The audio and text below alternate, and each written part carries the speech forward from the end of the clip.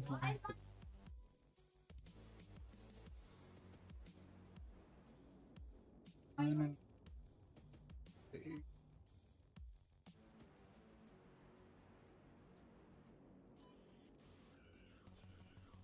oh, I do. Take him. I want you laying on the. Okay. I don't want to do it, but we're gonna do it.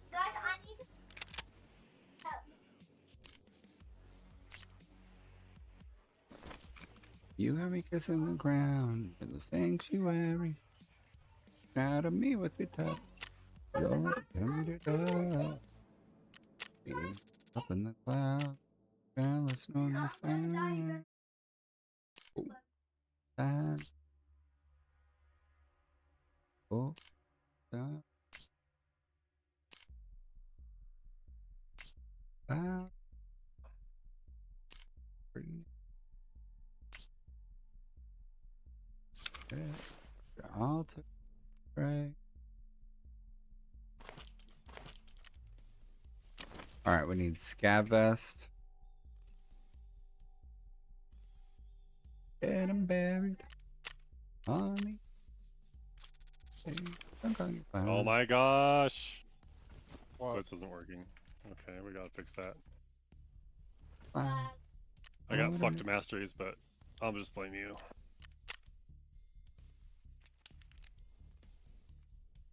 I like was reading Swain masteries, and then the game loads. Ah! that's definitely something.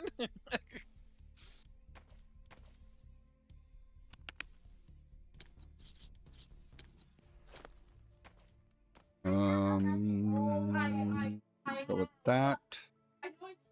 And flashbang. Wonder if you have the setting that I like. I need to double check that. Life. Being drunk on your vibe. I can't wait for them to rework Nearest Lighthouse. Oh, thing need bot. armor. I'm just gonna assume it works, and if I can't CS, I'll have to fix it before next game.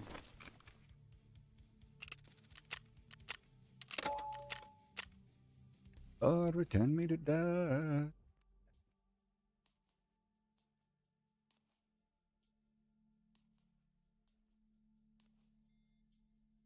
Womp womp womp womp.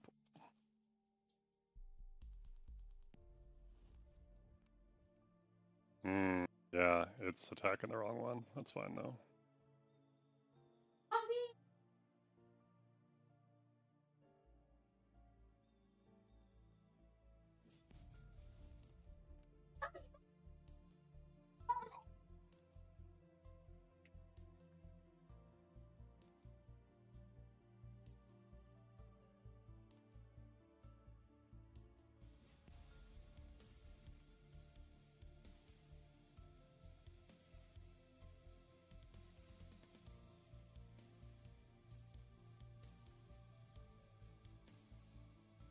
No. Die.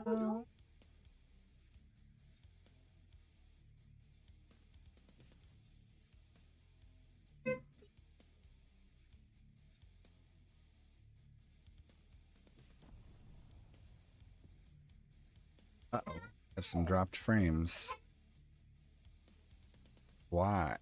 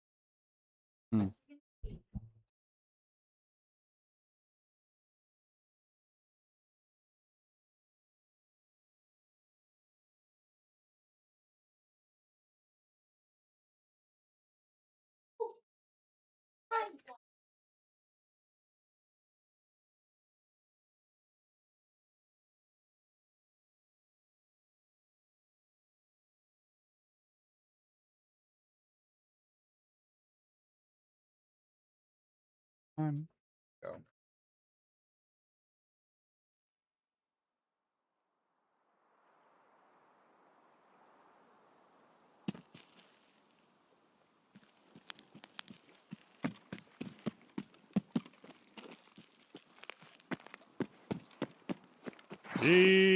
Money. Oh. Oh. Okay, yeah, I guess I need to go this way because I do need kills near the chalet.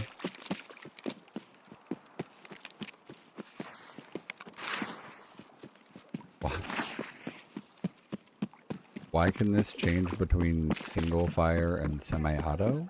That doesn't even make sense.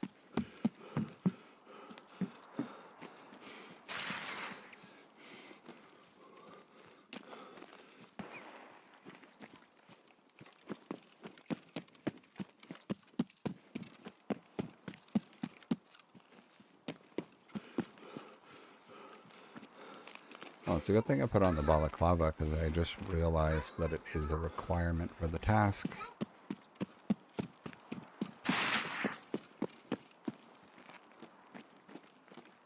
I haven't been on Lighthouse in a long time.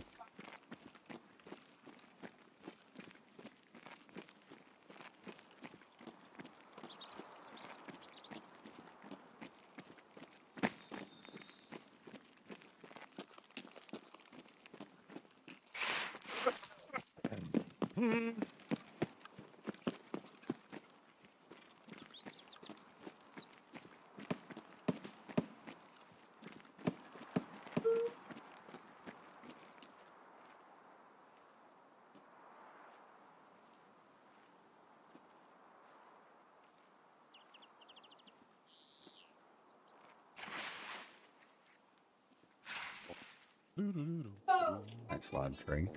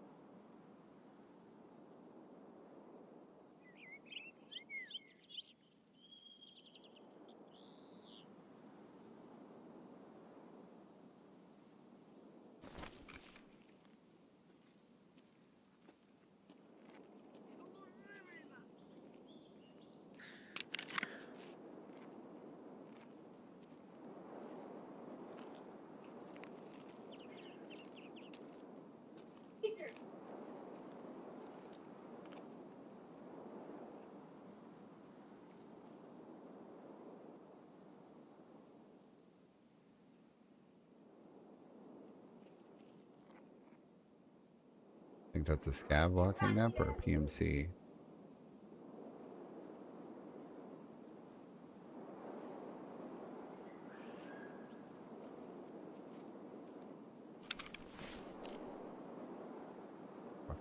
No pen. If I get a PMC, I am gonna have to go for legs.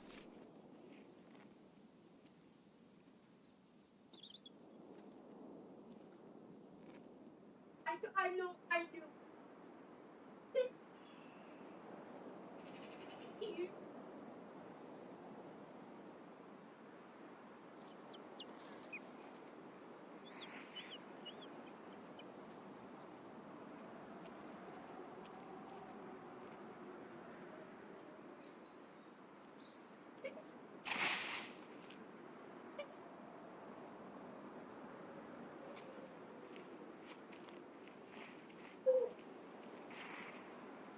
Gotta be a scav, right? Because it doesn't sound like he even ADS'd one.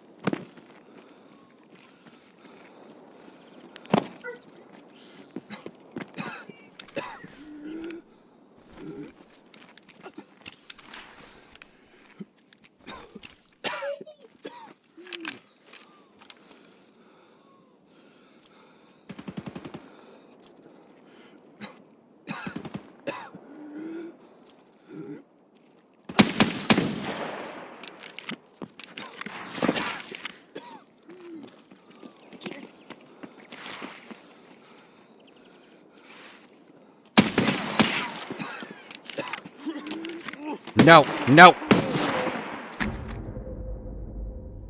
Oh, shotguns are so stupid.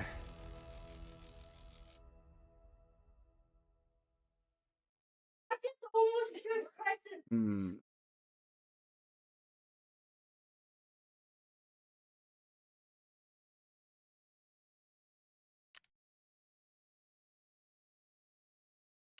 Yeah.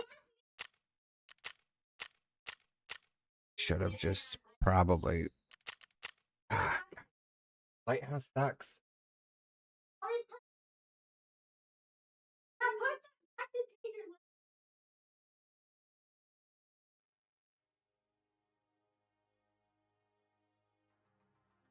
Oh, I think I'm way behind on uploading episodes of Valheim. I need to fix that.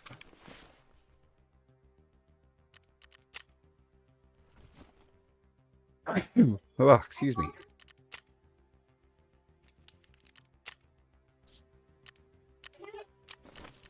Hmm.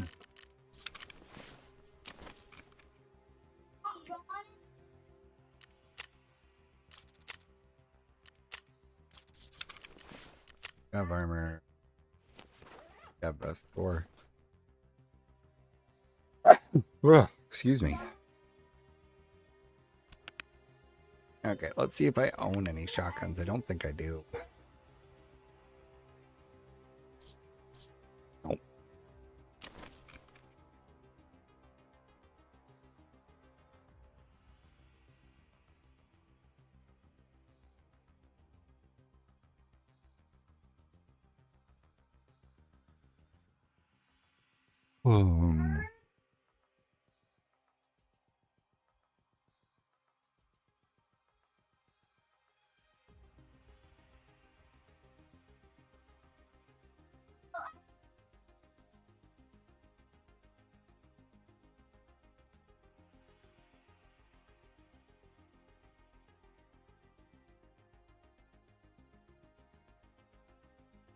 Um, that one's 35,000. Start that one's 29. Alright, let's just go that one and we'll build something off of it. Edit. And we will upgrade the magazine tube to 8-rounder. Put on a laser deal. We will also suppress it. So, and install that one with it. So this one and suppress it. Yeah. And then we'll do this, and we'll do an LCAM. Yes. Yes. Yes. Right. Night body.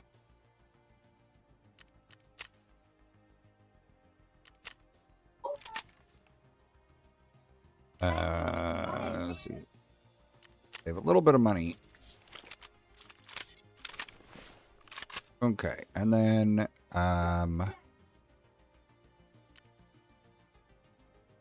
let's see. Shotgun.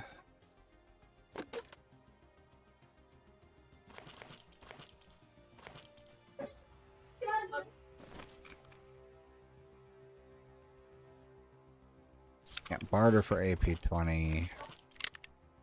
That sucks.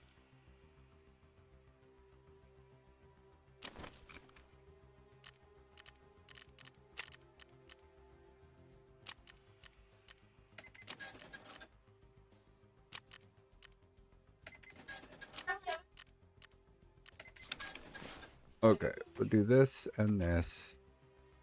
That.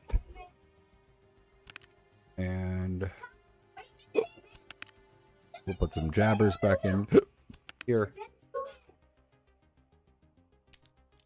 Yep. Yep. Yep. 2 bleed stops. Another propofol.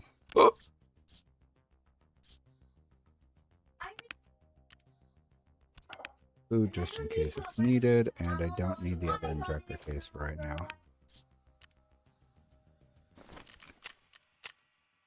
Okay, I'll try that again. But this time we try and be more sneaky. I didn't put a laser on it.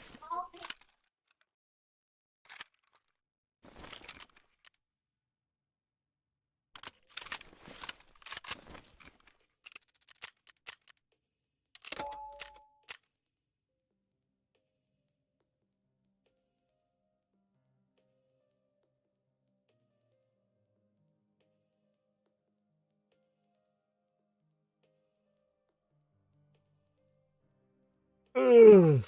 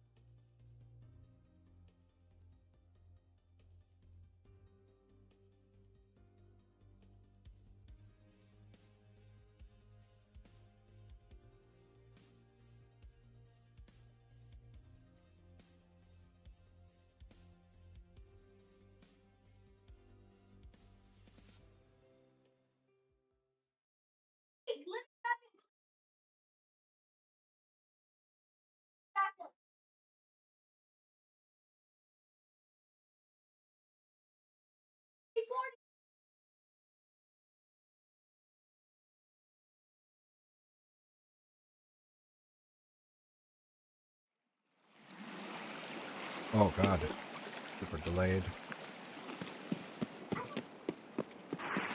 Well, not super delayed at the buzzer, but it didn't give me the option to be there as the part of the countdown.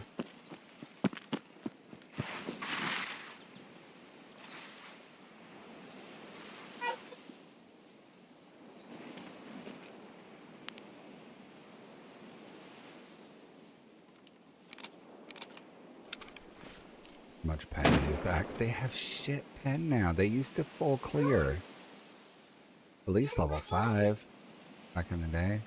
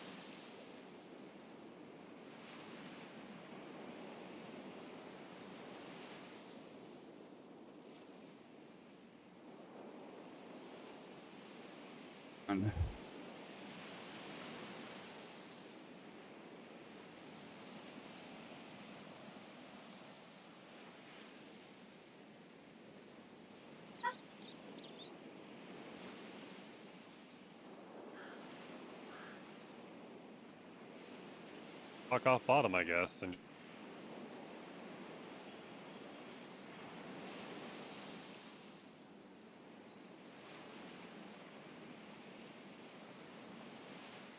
feel like nobody's gonna come through here.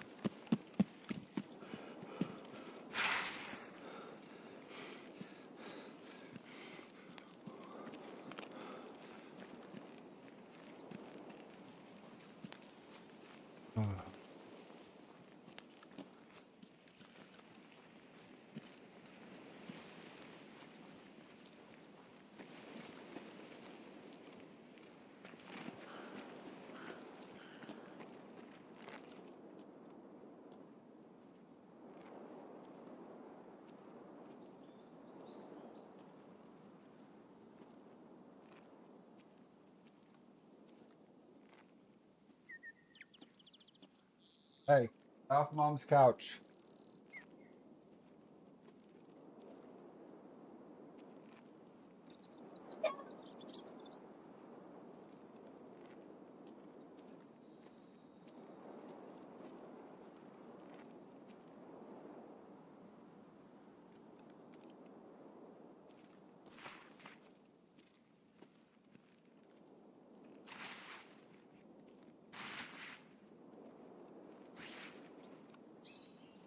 Hey, off mom's chair.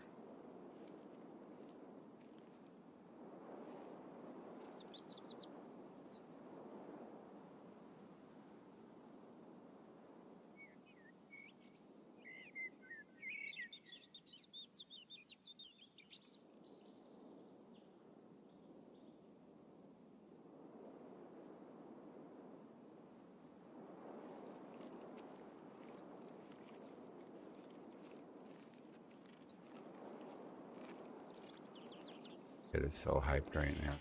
Sprinting around.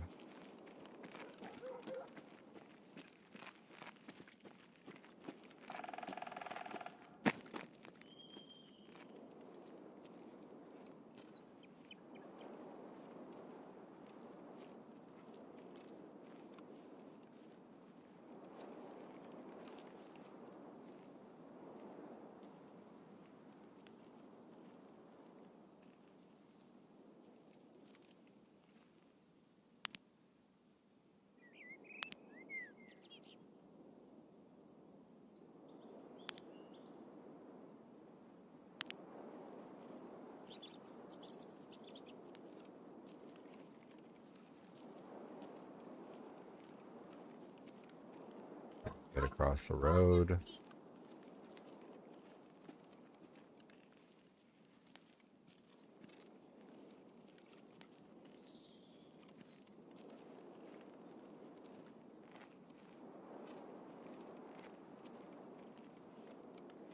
Honestly, until Lighthouse doesn't suck as a map, they should change every task that like is killing stuff on Lighthouse to just anywhere. This is Escape from Tarkov, Garrett.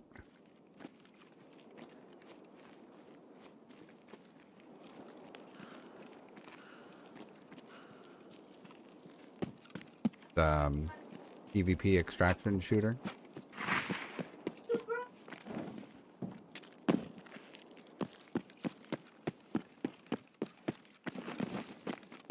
Well, it's PvP or PvE. I am just playing on the PvP side of things.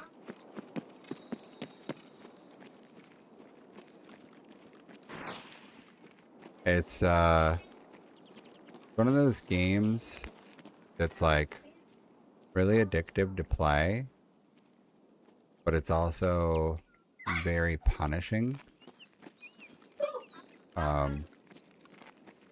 Whatever you take into a raid is at risk to be lost. You know, because if you die to any players, or if players find your dead body, they can take all your items.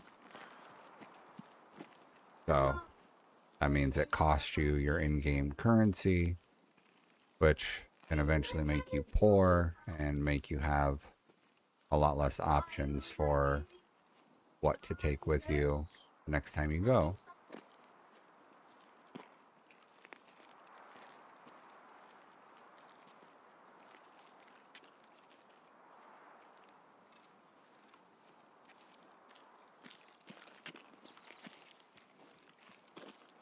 I've only played on the PvP side. So I've only... right, so on the PvP side, there is players that you will play against. But you will also play against AI that are like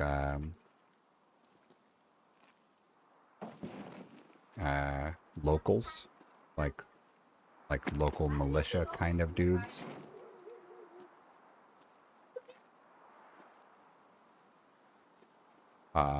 But players can also spawn in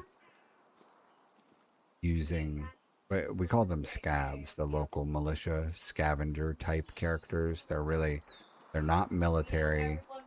They are kind of paramilitary, but they've got basically like whatever leftover gear was around, you know, from before, from previous conflicts in their territory or whatever. So it is a more realistic approach to games. Damn it. But it does have its problems. They haven't been incredibly quick on development for the different aspects of the game.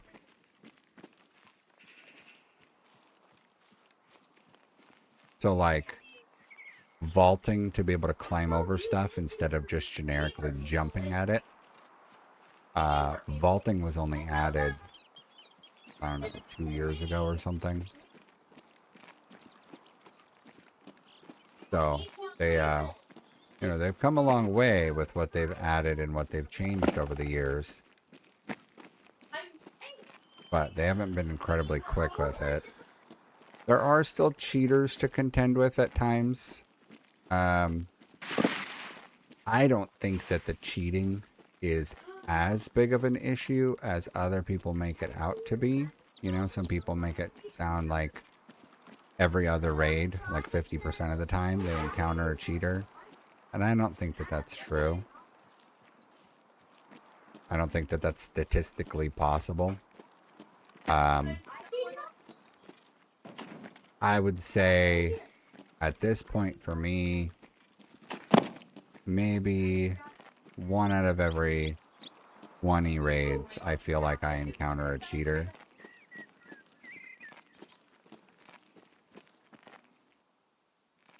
Not terribly often.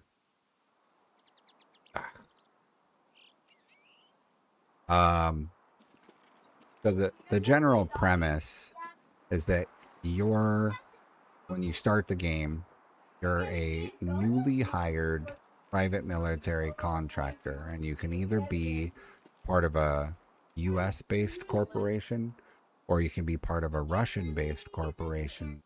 The US one they call USEC, Russian one they call Bear. No real difference between the two, aside from like your starting loadout. The Americans start with M16 style weaponry, and the Russians start with AK style stuff. Beyond that, it's virtually the same. The scavengers in the area can have basically anything, but sometimes they'll have guns that are kind of like half built. On AKs and some other rifles, they have a thing called a dust cover, where the area inside the gun where the bullet actually shoots from, where the hammer strikes the bullet and then the bullet shoots out from, the dust cover covers the spring that does the recoil action, that controls the hammer. It covers that spring to ensure the spring doesn't get dirty. Well, not too big of a deal if the gun doesn't have one, but like scavs will have partially put together guns that like are missing a dust cover or don't have a front grip or whatever. They have a mix of what's half decent stuff on occasion. They usually have armor. Well, I wouldn't say they usually have armor. They sometimes have armor, and sometimes they don't. Sometimes they just have a vest that's, for carrying items, and sometimes they don't. That was a long death sound for a scav. That looked like a scav, though. So, when I go loot him, you'll see he's probably... Okay, so this one actually has an armored tactical vest, but he's got a garbage backpack. And you see there's no dust cover on this AK, so you can see how the spring is visible. Oh, I like that.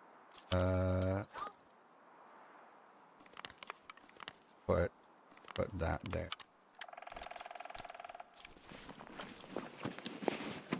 Hey Lisa, how's it going? For me, all right.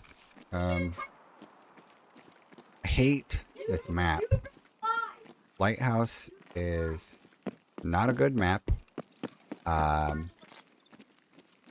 It's a very straight line of garbage. There's no map in game, but the lighthouse is just a strip of highway and coastline and a little bit of this hillside, and then you get up to a military base up north, or you could just go to the dead end of the coast in the south, and that's it. I play Tarkov, and I recently got back into Battlefield 6, and then I play Valheim a lot of Valheim.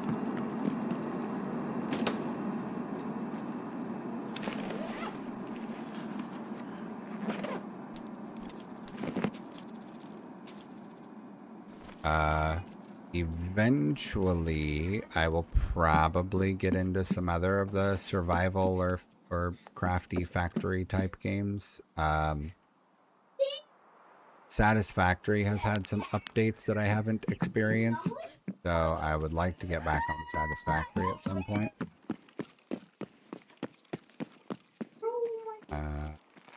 Trying to think what else. Oh, I just started.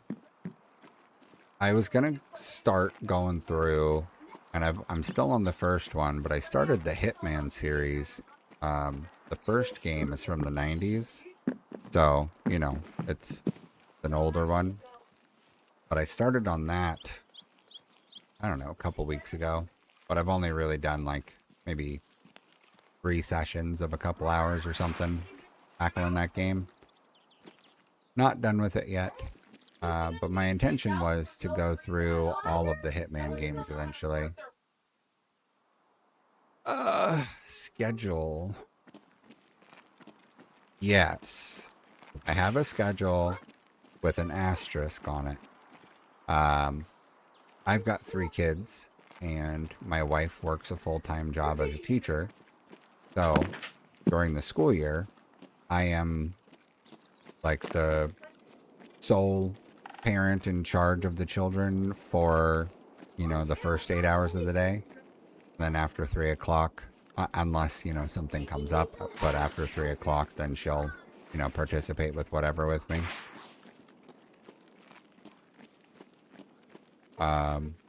So my schedule so far, not during summer vacation, has been pretty much like 8:30 in the morning Pacific time until about 2:30 in the afternoon Pacific time. And then, you know, maybe on the weekends. Thought I heard something.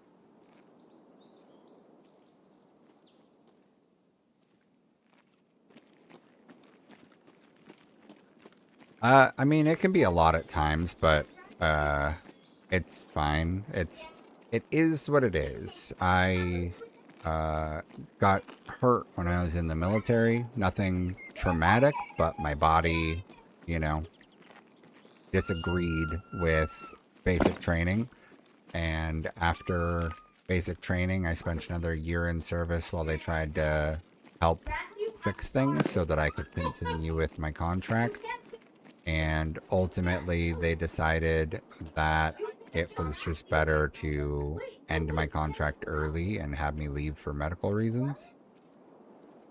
So, I was in for like a little over a year in the military and then got discharged.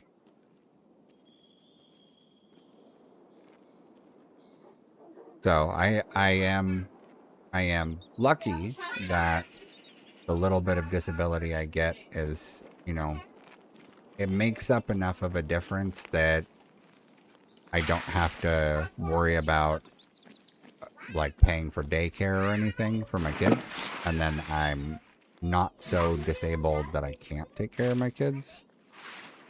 But it is stuff that's affected me every day for 17 years now.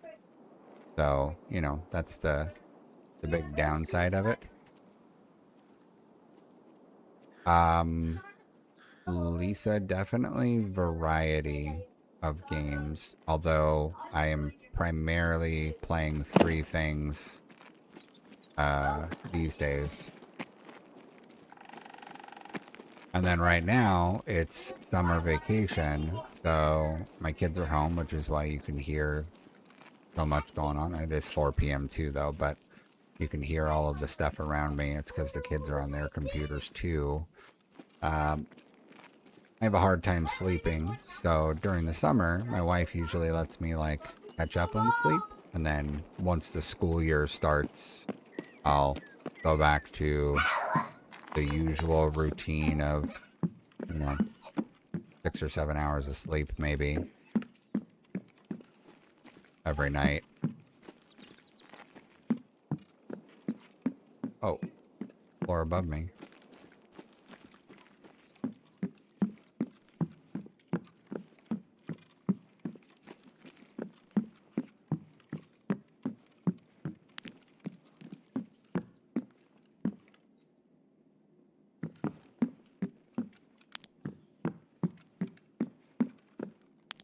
Hi.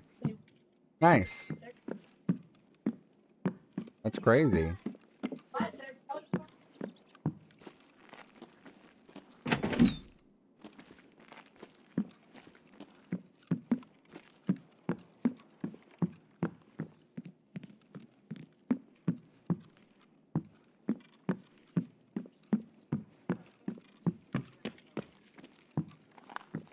think somebody's in here. I think a player's in here.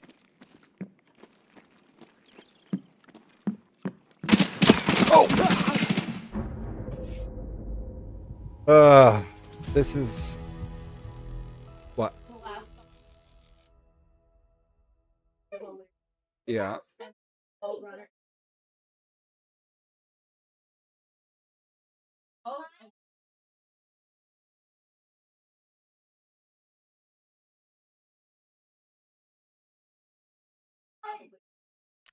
Interesting. 16,000 hours in this game. I thought I had a lot with 5,200. This dude has 16,000 hours. He's level 51 and he isn't prestiged at all. I don't understand. That is so much time online.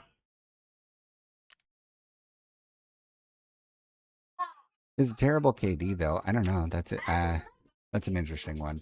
This is Escape from Tarkov, Corvin.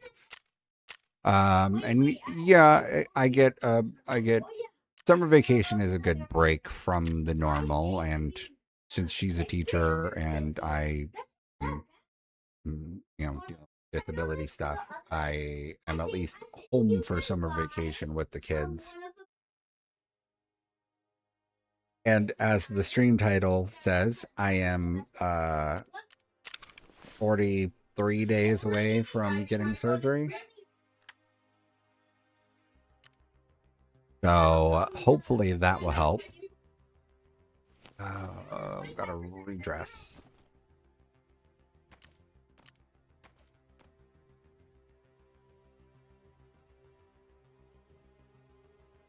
Oh, he did not have a good KD. He was sitting in the corner. My guess is that, okay, so for some people,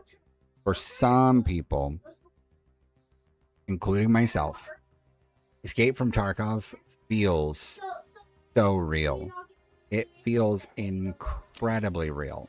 And so if I had a heart rate monitor, you would see that my heart rate is probably up in the like 150, 160 when action is happening. It is crazy. And so I'm imagining that guy also gets that same kind of thing, which is why he was hiding in a building, because that ensures him a little bit more security being in the building, waiting for people to come to him and being cautious to make moves compared to, where I went into the building looking for stuff to kill. Thanks, Lisa. I appreciate it. And yeah, Corvin, hopefully recovery goes well. It's gonna be interesting because I'll still have to go pick up the kids. Luckily, we're doing surgery on my left hip first, and I use my right foot to drive. So I'll still have to do, pick up and drop off stuff with the kids and all that stuff, helping get them ready in the morning. Thankfully, all my kids are old enough to get themselves ready.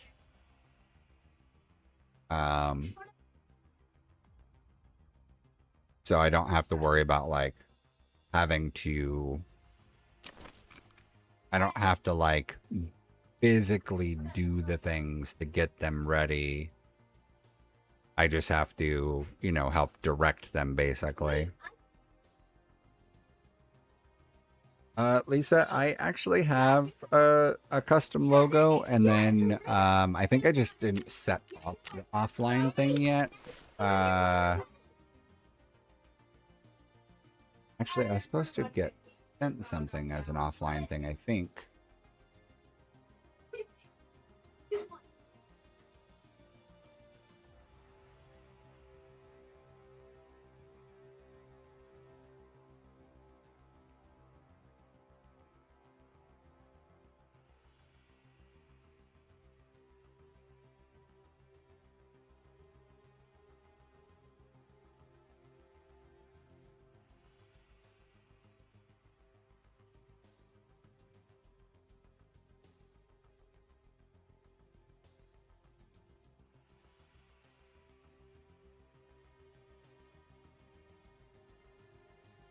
Hey, aren't you supposed to get ready to go? Okay, well, close the door for me. I need to rebuild the shotgun.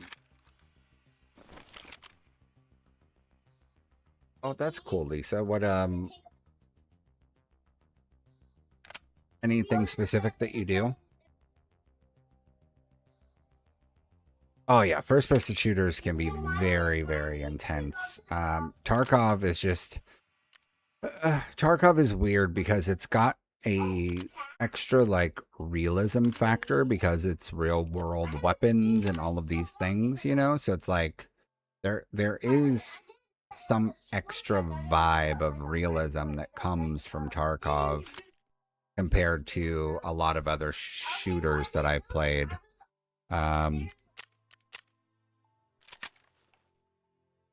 Yuck. Having to pay 130,000 for a stupid shotgun that I don't want to use, but it's a task. I'm not looking to do anything new right now. Thank you, though. I have quite a bit of art currently, and then I'm more in the process of getting my stream stuff sorted. Some of the games take quite a bit of power to run, and I'm finding that I'm having to tone down the graphics quite a bit on some of the games in order to get them to stream and record at a decent quality.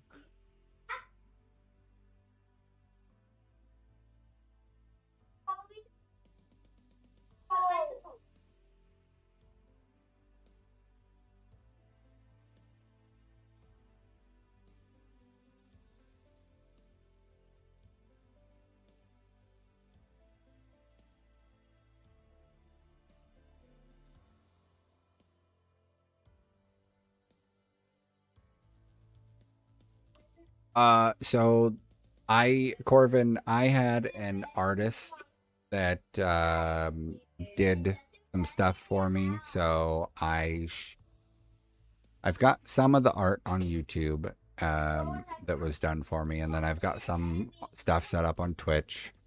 I'm still waiting for the offline. There should be an offline animation or a still image. I don't remember which. Um, my thumbnails that I use on YouTube, I just generate thumbnails with AI using. So like, there's the thumbnail for my YouTube stuff. It's got like a cartoon graphic that looks like me, or maybe a slightly in better shape than me, but me. Um, that was done by an artist, and then I've used that with AI to get like game specific thumbnails for when I'm going live on YouTube and stuff. Um, on Twitch, there's some of the stuff is set up on there. And then since I'm streaming on both of those platforms at the same time, I am getting chat from both of them. So there is Lisa's talking to me in Twitch chat, and then Corvin, you're over in YouTube chat.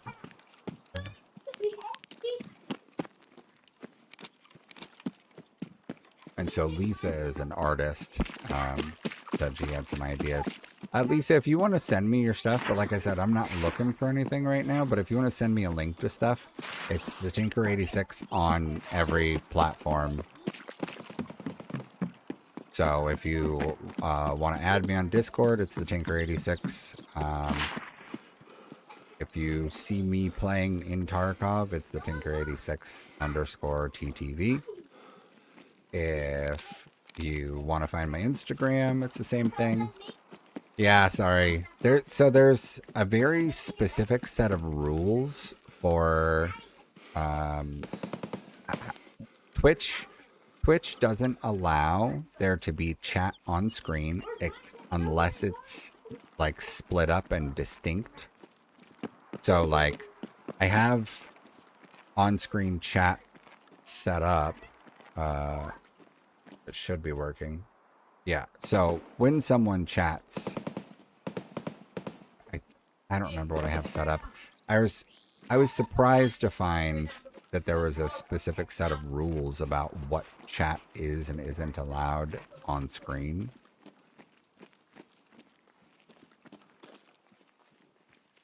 And then it's also tough too because like some of the services have like a built-in on-screen chat function, and then some of them don't. So then it's a matter of trying to figure out which ones to use the built-in function on and which ones not to.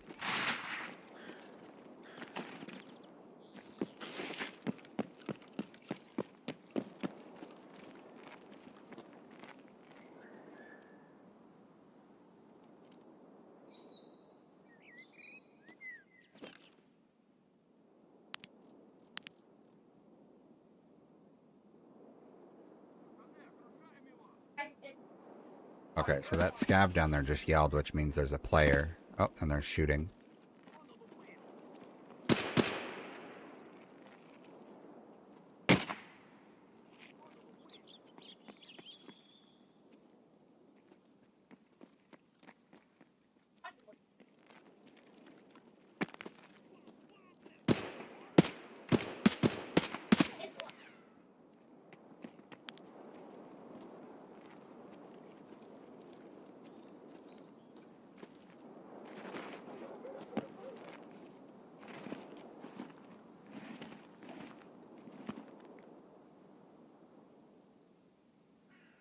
I don't know why that guy had night vision on.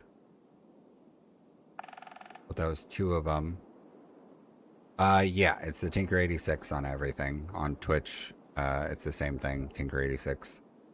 The Tinker86.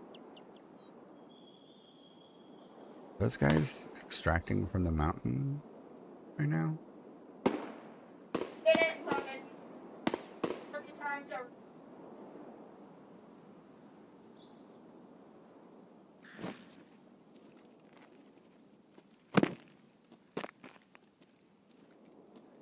So, I don't know what you said. Overwatch. I've never played Overwatch, so I'm not terribly familiar. But my understanding of Overwatch is that it's like unique characters that get to have their own like unique abilities while also being a first-person shooter.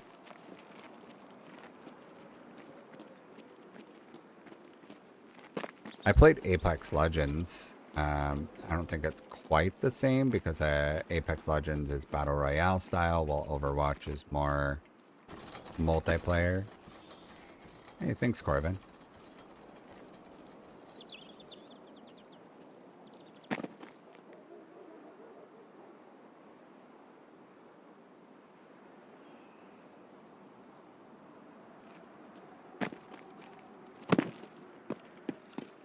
So Tarkov has this other kind of specific set of rules that you have to deal with. Weaponry, armor, and bullets are one of, if not the biggest factor in the game in terms of, here's somebody.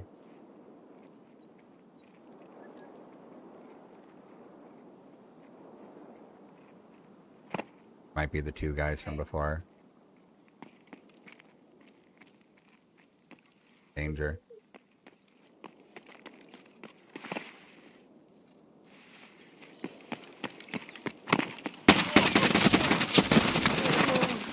See, so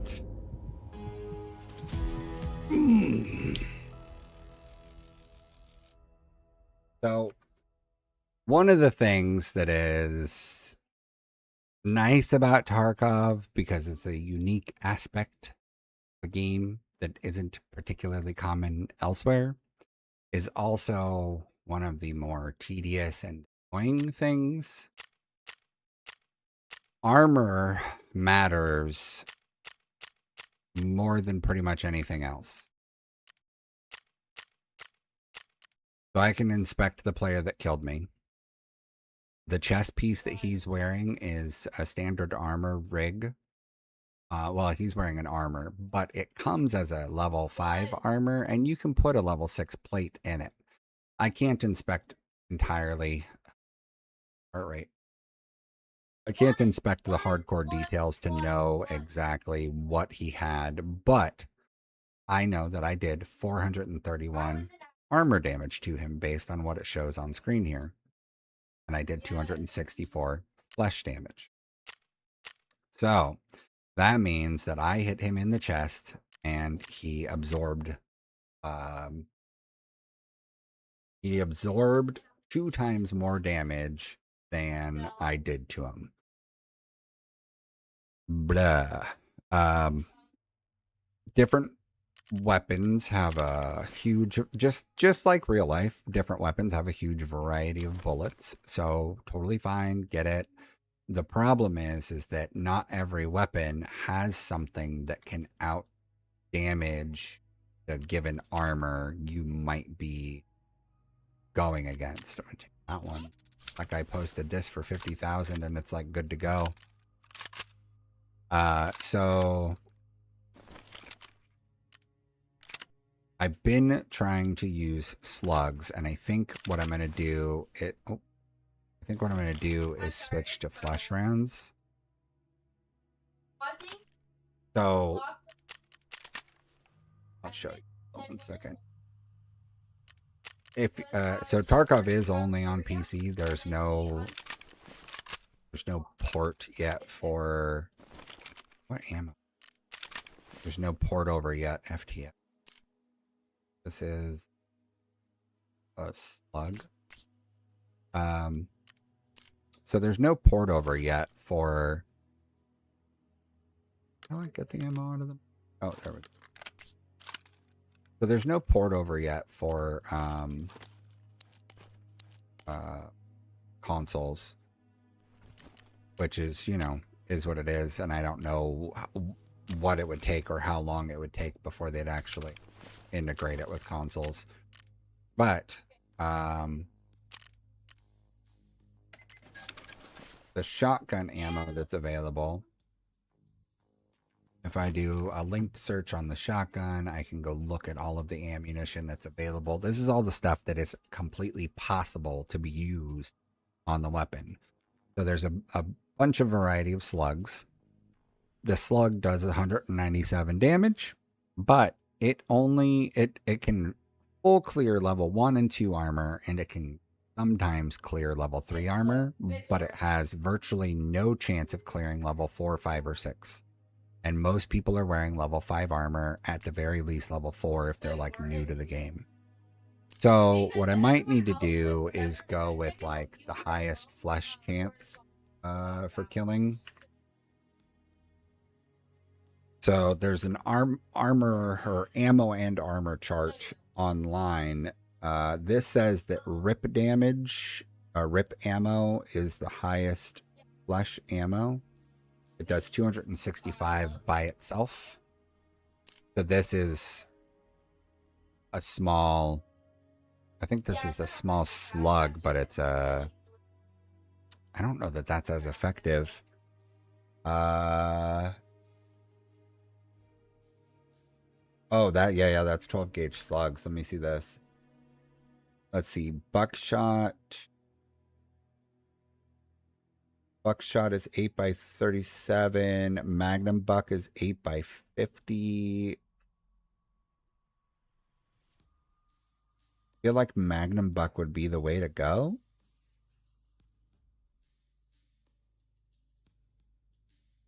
Because none of these have... right, escaping. So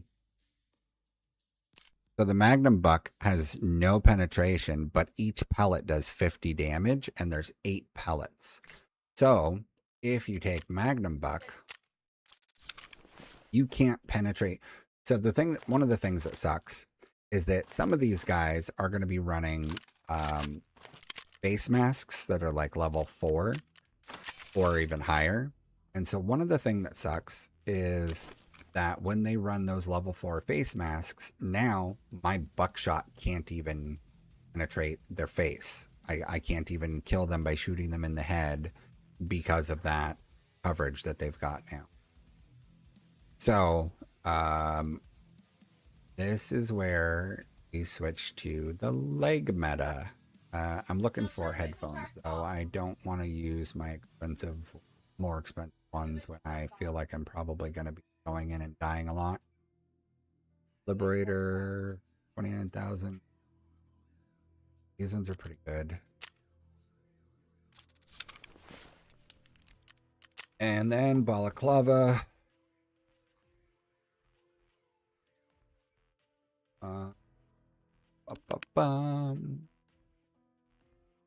Yeah, so the majority of the face masks that do have face protection, they are face only and not the back of the head.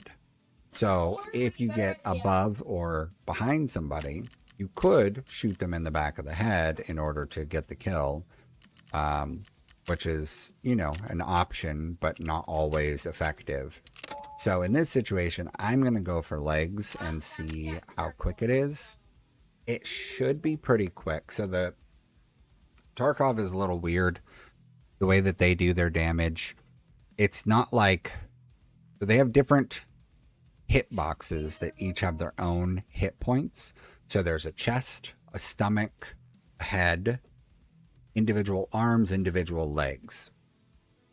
And the neck is a like extra hitbox, sort of, but I believe it takes, I think that it applies to the hit points of the chest.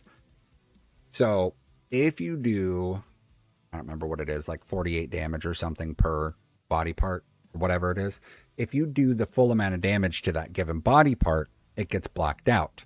And then you transfer more damage over the blacked out portion, gets transferred to the rest of the body. So one strategy, if you can't afford ammo or don't have access to ammo that can penetrate through armors to be able to shoot people in the chest and face and kill them quickly, one strategy is to go with a ammo that can't penetrate anything, but does a really high amount of flesh damage.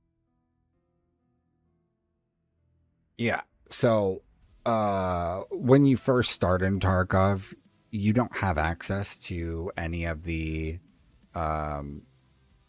nicer ammunitions because you're a low-level military contractor. You're not given access to all that stuff.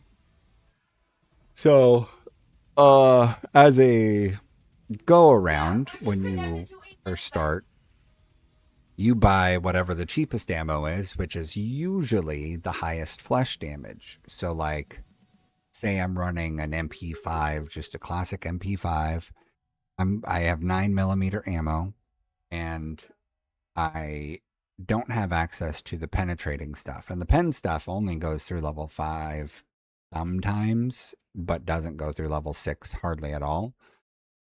So you get the cheap ammo. What's weird is the penetrating ammo, the stuff that's got like a, you know, a steel tip to it that can penetrate through armors. Those only do like, for the 9mm, they say maybe they do like 45 damage each. If you go with the high flesh damage stuff, they're doing like 87 damage per bullet. So you shoot somebody in the legs and get like 7 rounds into them, they drop. So it's a highly effective way. The problem is that a lot of times when you get into the mobility of things, if people are peeking a corner, only exposing their chest and face, you're less likely to shoot them in the legs because they're not exposing it. I was in the Army, U.S. Army.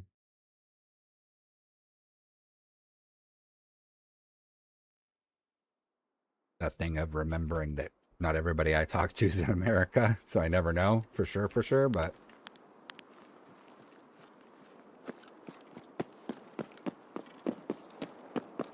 okay, so this is basically exactly where I died last time.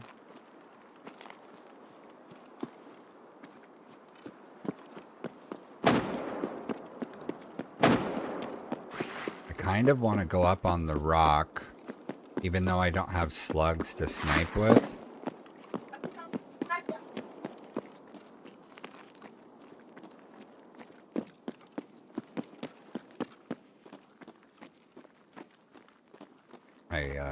I'm anticipating that someone might be coming through. Come on, climb.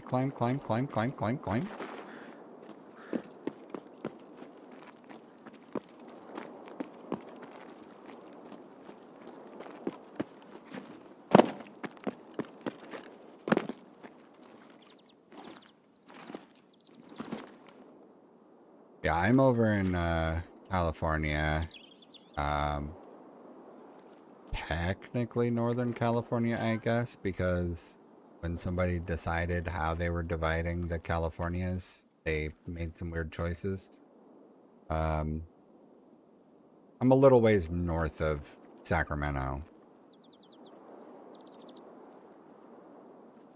It's just weird because whoever decided on how... Oh, shit. Somebody running at that other building over there. Whoever decided... whoever made the decision for what's going to be considered North California and what's going to be considered Southern California, they basically took, like, LA and San Diego and are like, yep, that's the southern part. Everything else is the northern part. And it's like, okay, but those are in the southernmost part of the state. We don't have anything that we call Central California around here. We don't even call anything Western California or Eastern California. It's either north or south. And it's really just LA area and then everything above it. I think LA and San Diego are the cutoff of Southern California. And then everything. So like San Francisco, which is not much further. I mean, it's a little ways further, but it's not much further north from LA. San Francisco is considered, they call it the Bay Area, but it's part of Northern California also. And of course, the Bay Area is like San Francisco, San Jose, blah, blah, blah. So many smaller places up there too. Somebody had run over there.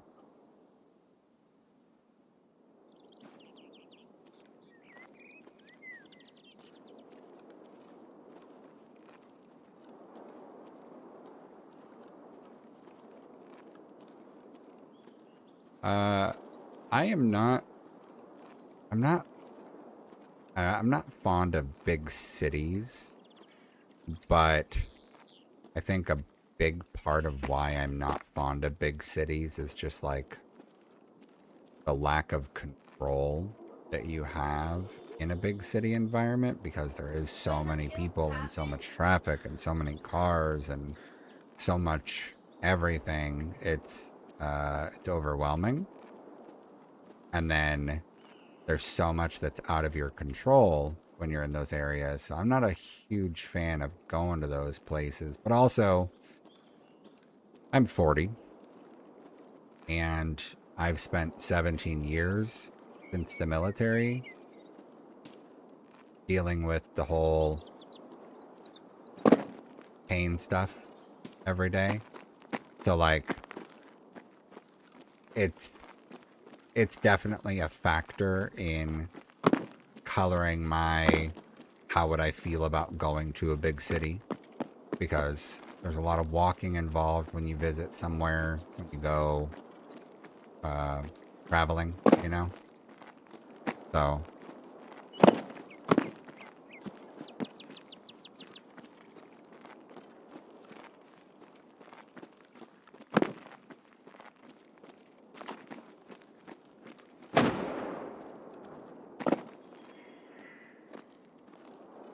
we're a rural small town, like family farms.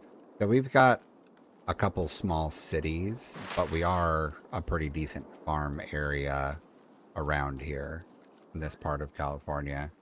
But I think it's one of those. So we're not. My city that I grew up in is not so small that we really have small town drama per se.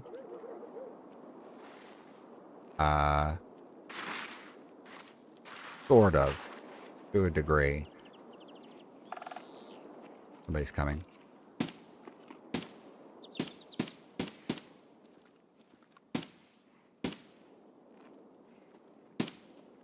Try and sneak up on this guy.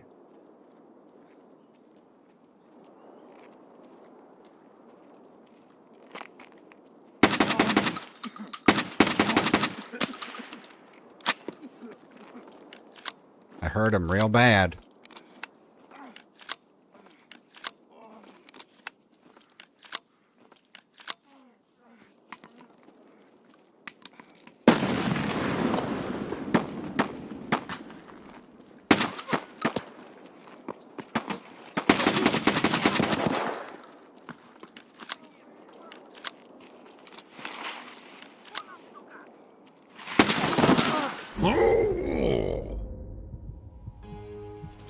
Oh, yeah, your town is so small that there is one stoplight. So we've got towns like that nearby, but we're kind of a cluster of small towns over here. My my town that I was in was two elementary schools, uh one middle school and one high school. My high school graduating class, I think, was like 400 and something. I did between the two. I tried to shoot too fast. The first guy I shot, and I didn't expect the recoil of the shotgun to be as bad as it was. So the next couple rounds, I think, hit him in the vest, accounting for a large portion of this. So I shot 18 times, and 18 times 8 pellets, and I only got 29 total hits. So that's not good. But I did do 676 flesh damage amongst the two guys. I just didn't get a kill on either. And yes, you can cause people to bleed to death. There is, oh god, keep double clicking. There is light bleeds, heavy bleeds, fractures. Those are all things that can affect the person, the player.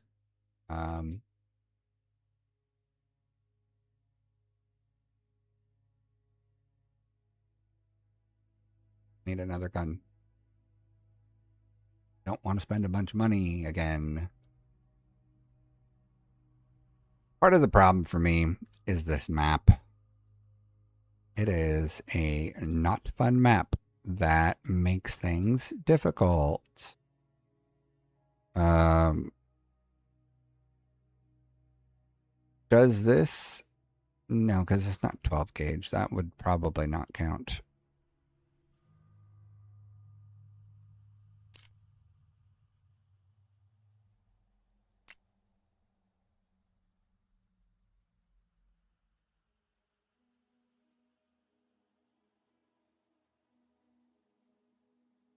Oh, I hate this task. It's so stupid.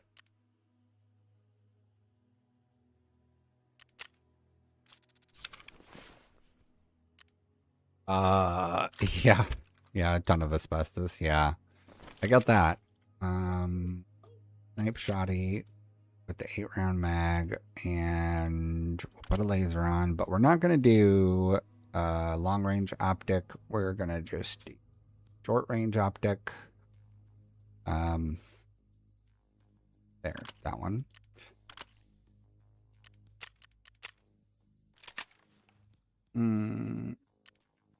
Yeah, saving 60,000 nearly. Let me try looking at, I want to look up something and see. I don't know if, so there's these other two ammo types. I don't think Flechette has that high of a penetration anymore, and neither does Piranha. Yeah, they nerfed the pen on those, but they are 25 damage for 8 pellets. I feel like it can't. I guess it does also cause big bleeds, so let's try that. But let me use the restroom, and need to start rice. Oh, 50? Yeah, my my girlfriend in high school, she had a graduating class of like 32 kids because she was rural farmland area, but she was only like a 20-minute drive down the highway from me. So it's not like it was a insane distance to have to travel or anything.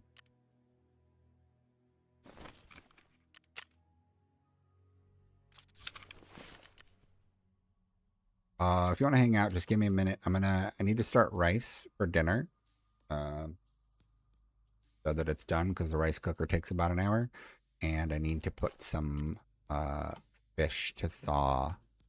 So give me like 5 to 10 minutes to get that stuff going, and then I'll be right back.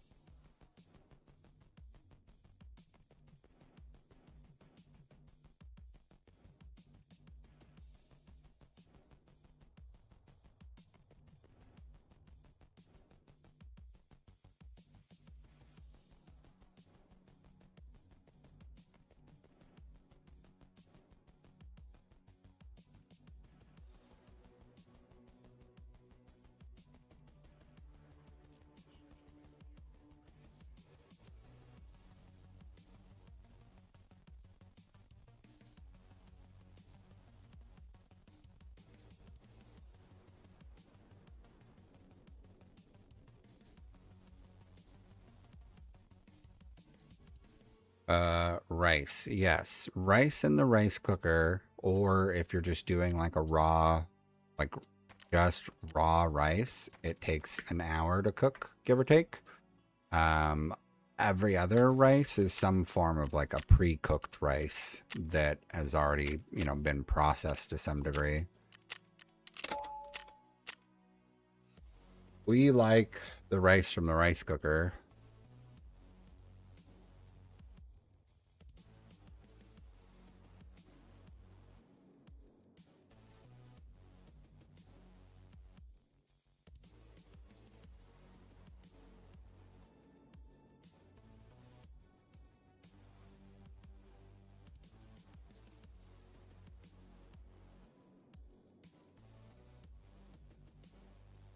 Yeah. The basically every form of rice that you can do in a short time, under 20 minutes, is rice that's already been cooked and then dehydrated for them to, repackage and sell in whatever process. Yeah, I've never done rice in a pot for real rice. We have a rice cooker. It works great. I just set it up and push white rice and it does its thing for me. I don't have to worry about it at all.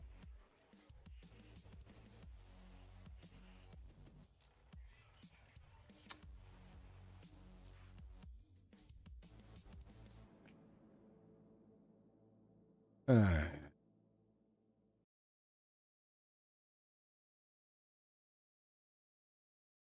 yeah, I think it's one of those things that if you learned how to cook rice early on, then you'd probably never bother with a rice cooker.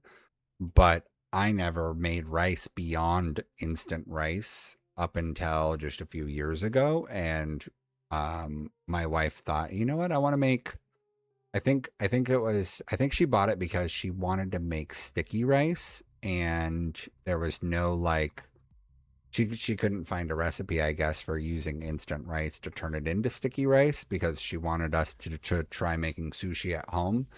And we did. We weren't very good at rolling things. We got the hang of it after a few, but then we've only ever done that twice. So it was like a one of those like without the muscle memory of doing it repeatedly, you end up doing the same mistakes every time you go to do it. But she was able to make sticky rice with the rice cooker, which really is just the amount of water that you use plus the rice vinegar.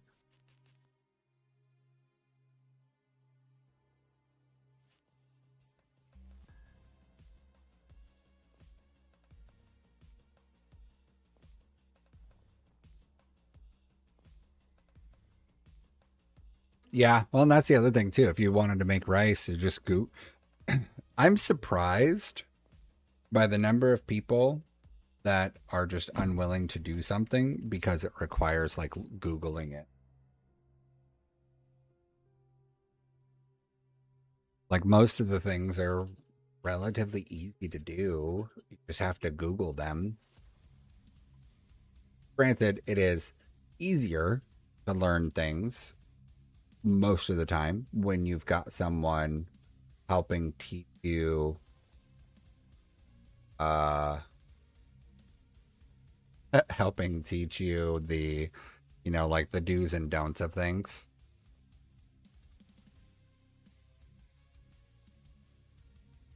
See, put in the rice you want and then measure the water with your finger.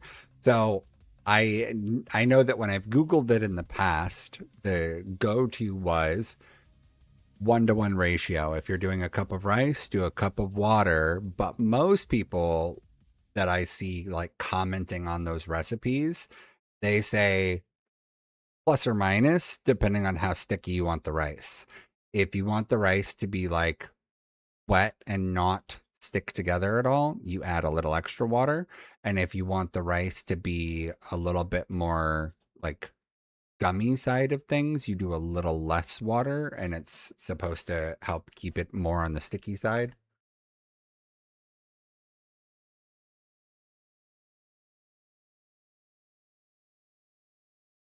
Oh, here we go. Another try. Washing the rice was one of the things that I was actually surprised about to find out. Like I never would have thought on my own, hey, I better wash this. But having washed it and see all of the stuff that comes off of rice when you wash it, it's like, oh, that makes total sense. Like, I don't know why this wasn't an immediate thought, especially because it's like, I wash everything else. I wash, you know, the green beans and the broccoli and whatever else. I wash all of these other things, and rice is just another crop. So, like, of course, definitely wash it. Yeah, the dust was the thing I noticed the most. Bugs, I'm sure that there are some dead bugs that occasionally get into it, but I think that factories do a pretty decent job of sorting out a lot of that stuff. But the dust, there's no way to get rid of it without washing the rice, and if they put water in the rice, then they'd have to go through the cooking process.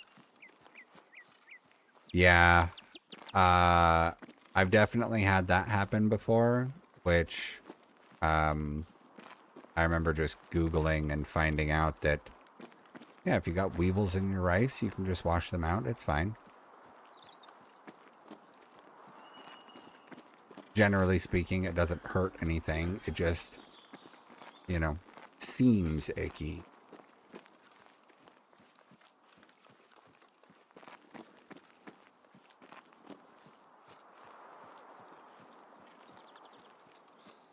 Man, this is one of those tasks that I just despise.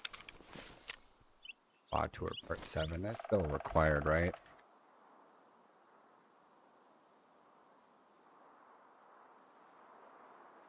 Yep. Oh, shit. Still required. And it also unlocks a bunch of other things.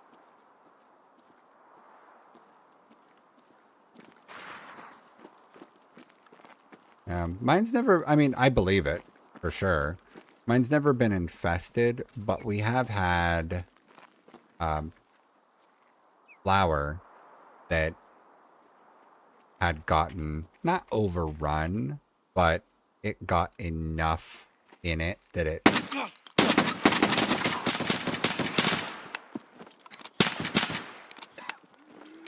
Hold on. Oh, are you serious? Oh, he's gasping for his life and able to just keep shooting. And it's so just irritating. I hate shotguns so much. Hate it because the shotgun ammo sucks.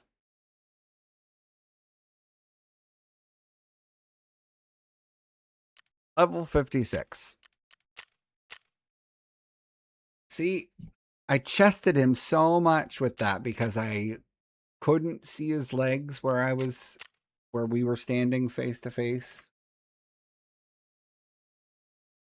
Oh.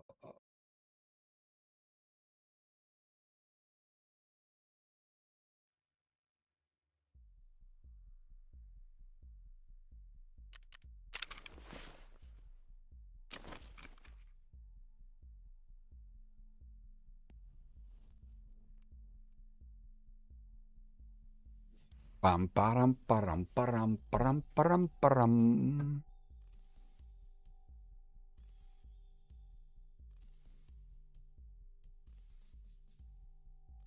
Nothing left to lose or use or do. My bad habits lead to you. Whoa. I don't even need it to be suppressed, I don't think, either. So I could probably just stop doing that and save some money. 12 gauge shotgun on Lighthouse. Balaclava scav vest. Yeah, doesn't even... Stupid.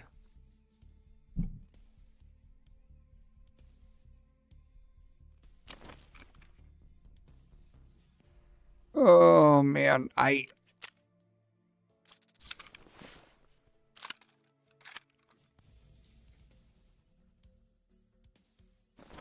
I'm so tired of this task. And I've only gone for, what, 4 runs now? Oh, man. See, so this is just like a high flesh slug. This is a high flesh slug. This is a no pen almost slug. Like, what? But you cut me open just to watch me breathe. I am doing 2 tasks at once here.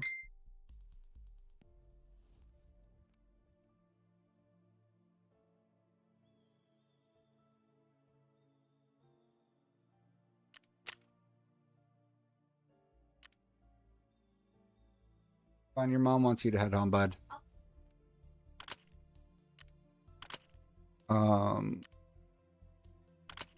So there's 2 tasks. One is for me to kill scavs, just in general. Let me look at these stats. Recoil 183, 249, and this would be, oh, that's a huge recoil reduction. Do that one.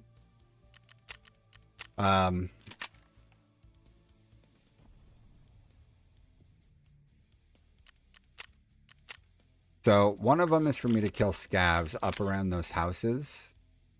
And the other one is for me to be wearing a balaclava cover, which is a head cover like this, and a scav vest, which is, I don't have anymore. It's just a specific type of non-armored tactical rig. So it's a way to give you extra pockets and storage space. It's where in real life you would put like magazines and such. We're gonna try again, and we're gonna go for legs.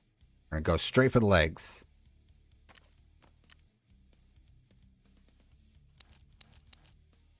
One, two,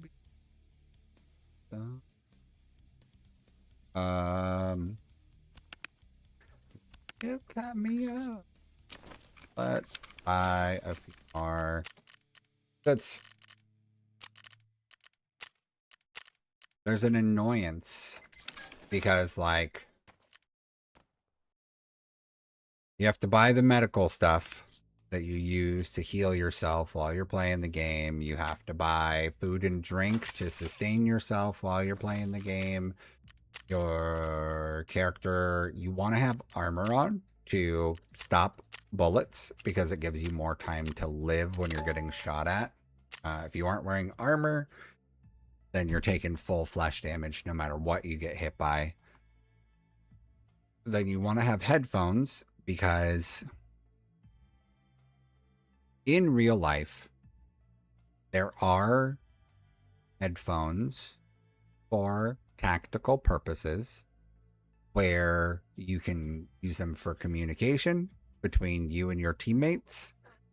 You can have them tone down ultra loud sounds to a normal loudness, like you can hear it, but it's not blown out your ears. And that would be used for gunshot to prevent you from having your ears injured, damaged, but still being able to hear when somebody's talking next to you. So all of that's like a realistic aspect of things. And there is even some headphones that might have some slight amplification to them. But in Tarkov, they go like extreme with it. And they give you the option for the headphones to let you hear like twice as far as without headphones, which is insane.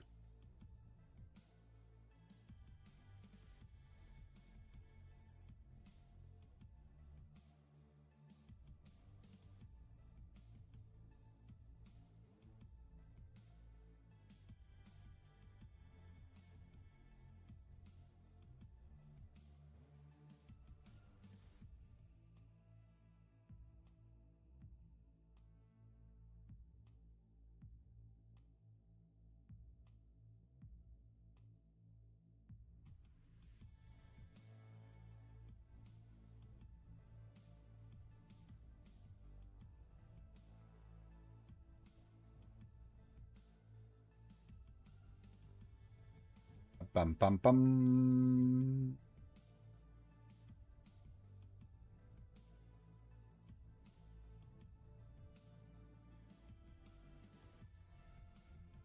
Yes, it is super useful, but it's also super unrealistic, which means that you're basically required to do. It's like in any other game. If something is really, really good, PvP games, for example, more specifically, because in PvE games, generally it doesn't matter how good a particular thing is. If it's PvE, you can usually get through with whatever you have, and you don't have to pick out like the best of the best thing. So in Tarkov, in PvP, if there is something that can give you an edge competing against others, it is more appropriate to use that thing than not, because you need that added edge. And because the headphones in game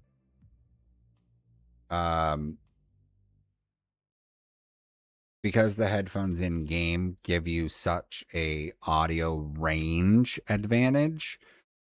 The last time, I'd have to look at the video, but it was a few months ago, January maybe, and I don't think that they've changed audio since then. There was a video put out by this guy, this creator and Tarkov player called Gigabeef. He and another guy basically used a rangefinder in game to determine the distance at which they were. And so he basically would stand still and use the rangefinder. And when he could no longer hear the person, that was where they measured, this is the sound cutoff for this pair of headphones. And then he'd switch headphones and go again and run back all of the options. And so without headphones, you can hear something like 40 meters. But with headphones, you could hear between like 60 and 80 meters, depending on which headphones you're using.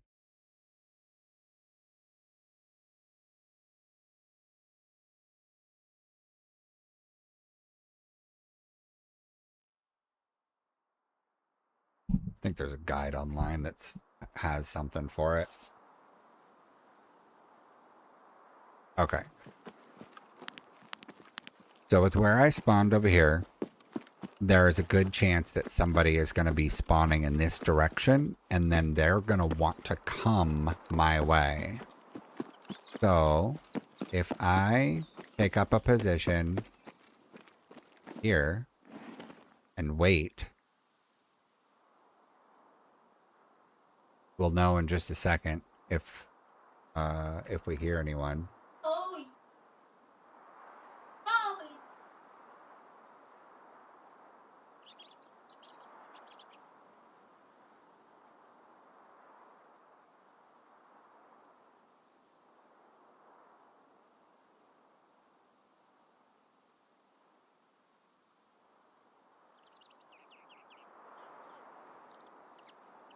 I don't know when that guide was published.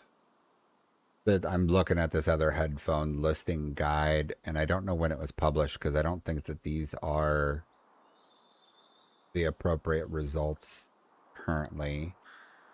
It might be, though. So with no headphones, you can hear somebody walking 47 meters away, which in reality, that's insane. Hearing somebody walking at 47 meters, we're talking 141 feet away. I don't think I'm hearing somebody walk 141 feet away between ambient noise and myself. I don't think I'm hearing anybody that far.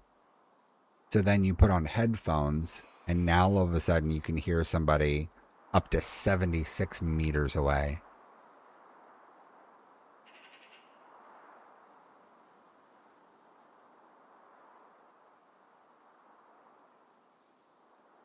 I don't think that this is the current one, because I don't even see the Liberators on here. I don't think that's 2026.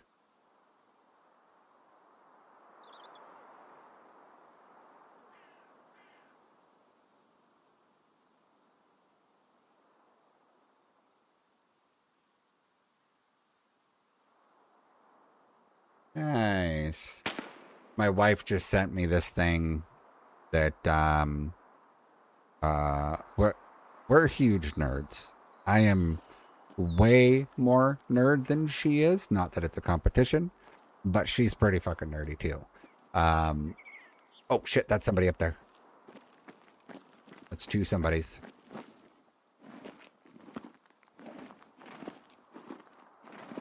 Okay, hold on.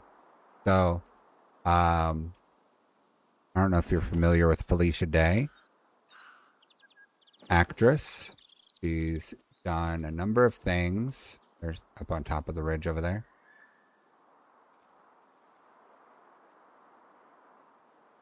You guys. Okay, so Felicia Day was on the original Buffy the Vampire Slayer. In the very last season, she was in 5 or 6 episodes as a potential Slayer. And then, I guess shortly after that would have been when she started posting. She wrote and directed and acted in a series that she posted as like a web series. This would have been way back in the early 2000s, back when Red versus Blue from Halo was like becoming a thing, when machinima, like World of Warcraft and other games doing machinima stuff. Is that somebody shooting at me? Or are they shooting at somebody else and that was just overspray?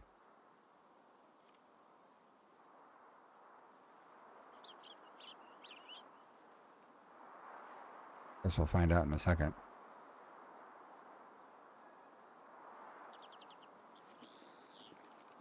So Felicia Day put together this thing called the Guild, which was basically like,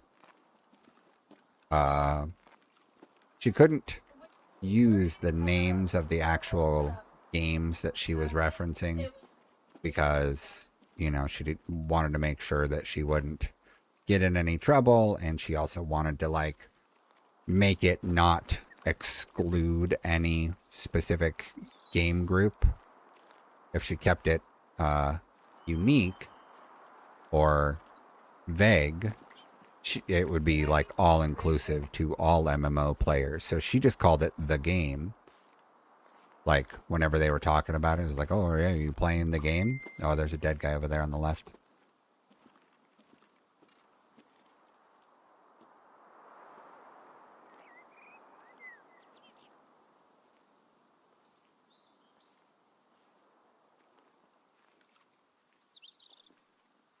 So she did it low budget webisode style, where she would record, you know, from her, not really. She would record from her like webcam as if she was doing a video diary for a portion of it. And then she would record actual scenes with a couple other, I assume that they were, you know, wanting to be actor people. I don't know if they were just friends of hers that wanted to be actors or what, but they ended up doing a bunch of little webisodes of this, the Guild, where it was her guild and they were, you know, doing something in the video game, but then they all met up in real life to talk about whatever was going on at the time. So this was all like 25 years ago. And Felicia Day, since then, has been in basically like every nerd show that there is, at least as a, you know, part-time guest appearance kind of thing.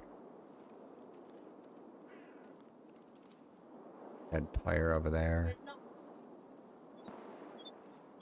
I think it's a dead player. It might not be a player. Could just be a scav. But I don't want somebody to be laying in a bush right here and, you know, smoked me because I was too eager to go check.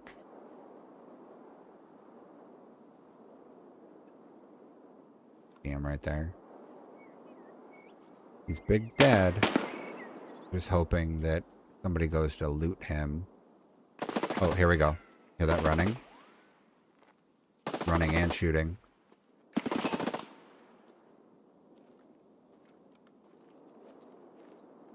So somebody's down on the hillside behind this body.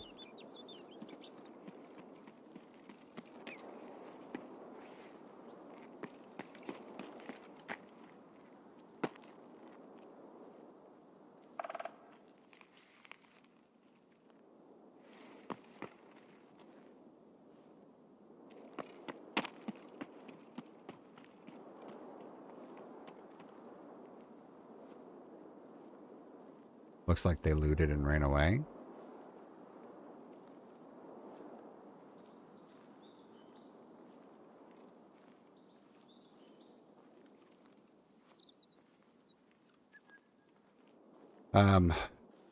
So yeah, it's been 25 years. Oh, he's coming back.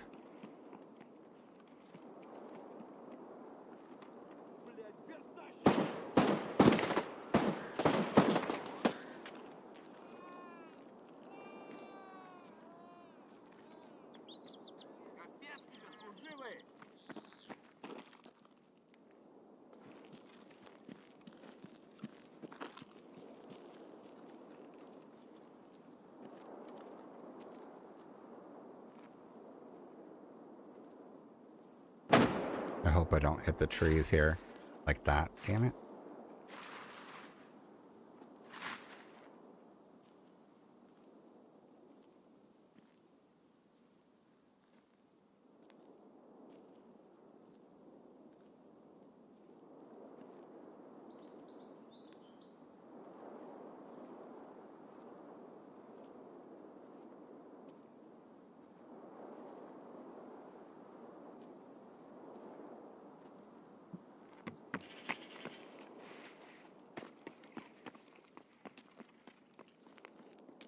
Damn, that dude's got the zoomies.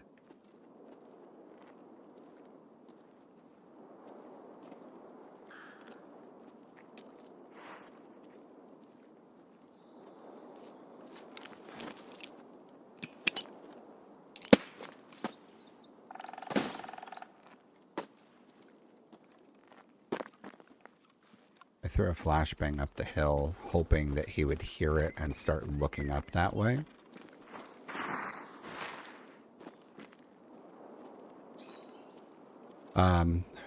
So you can loot dead players. You can go into their bodies and go for their loot. But, you can't like...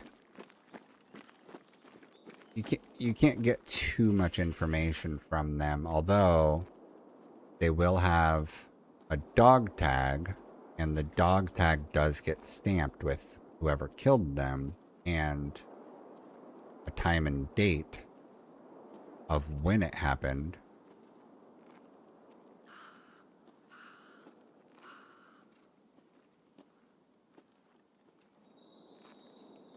I think he ran off to the next building already.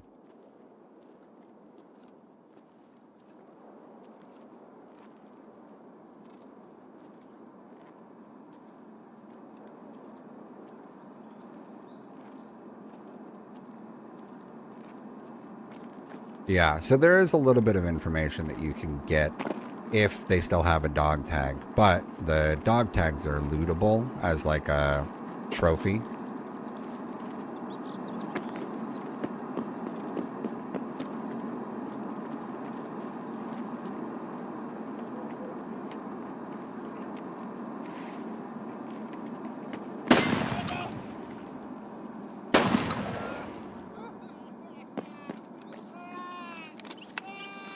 That was just a scav. So these are AI scav player or non-players. They are computer. I did need to kill them, so that's good. Because I did need scav kills here.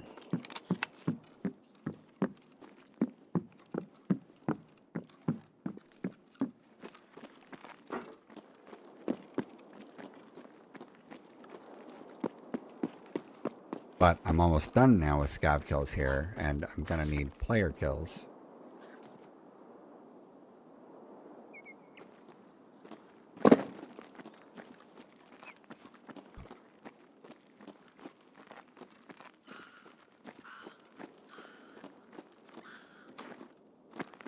I don't think I can climb that.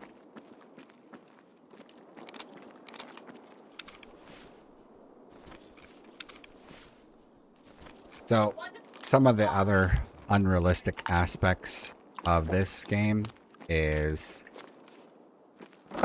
the way that they treat damage and medications and stuff. So, you saw me just take those pills. That's labeled as a bottle of ibuprofen.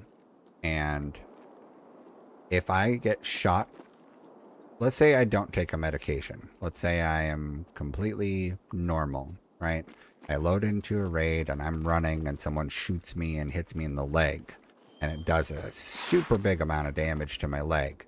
And my leg goes into what we call a blackout, where essentially the way that it's kind of phrased is that the limb is virtually useless.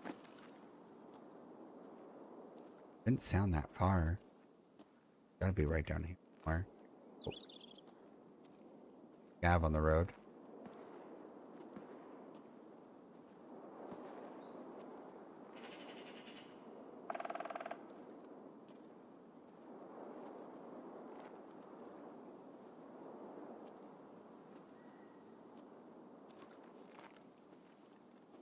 So if your limb gets blacked out,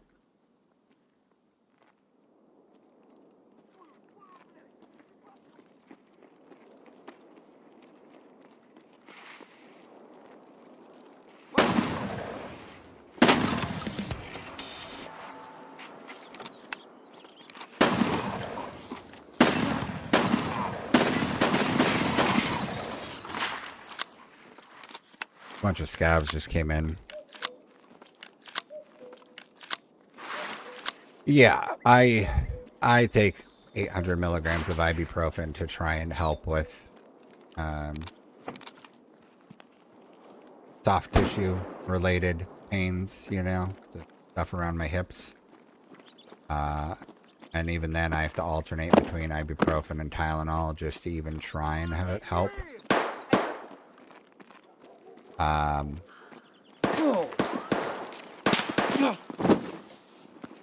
Really?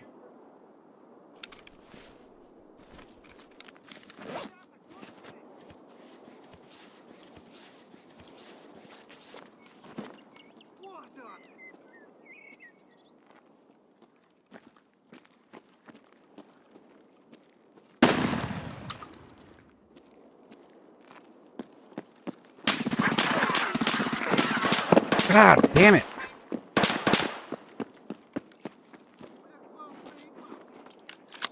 The players below me.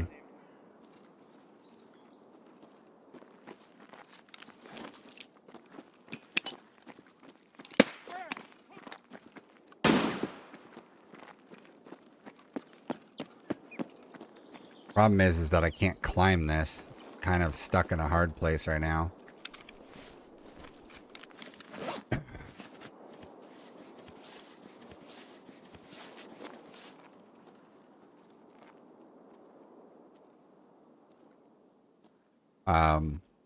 So with Tarkov, if you get a blacked out limb, the limb is considered virtually useless.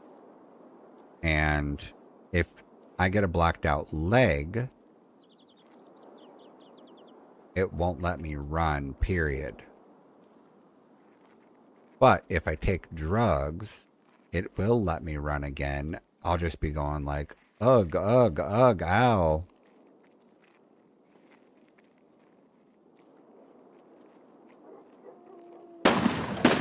Oh shit, that's goons. Right? That looked like bird eye. It counted as a scav. I killed it, but it looked like bird eye.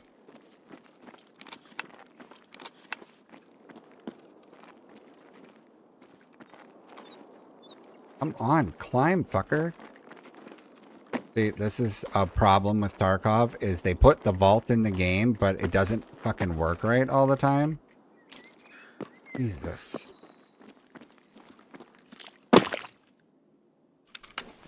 Take 3 GP points.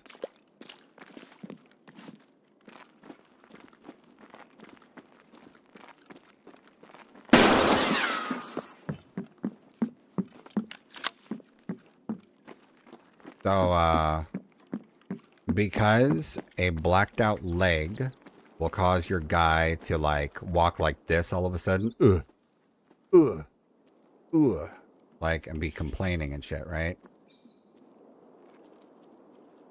Because of that, people pre-medicate for everything.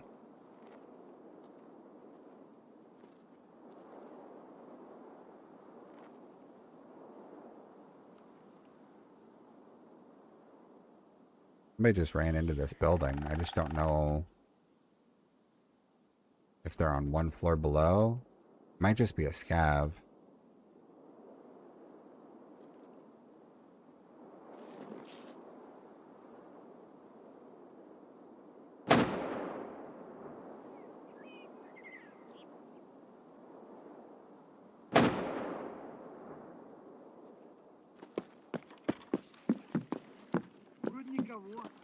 Sounds like a scav.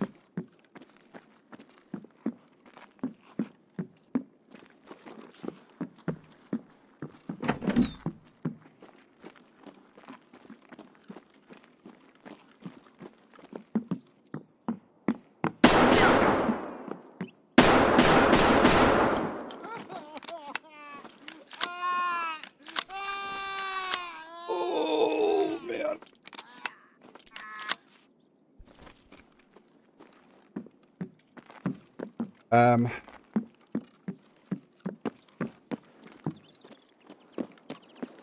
I'm gonna forget if I don't finish whatever I was saying. Medication and Tarkov. So essentially, because a blacked out limb, a blacked out leg will make people, you know, stop running and just like limp walk really slowly. Basically, all the people that have played Tarkov for a decent amount of time already, they will just constantly medicate before they go in the open, because in Tarkov, it's like, yeah, whatever.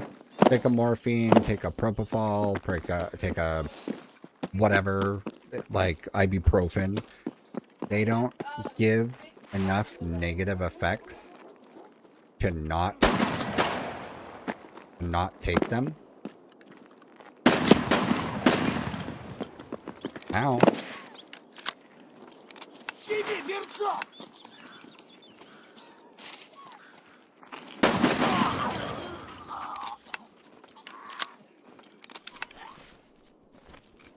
So because they're very little negative effect about taking them, it's just take the meds, carry on. No reason not to. So everybody does, and it's just something that everybody takes advantage of. Oh, that was Big Pipe. What the? Big Pipe is one of the rare bosses.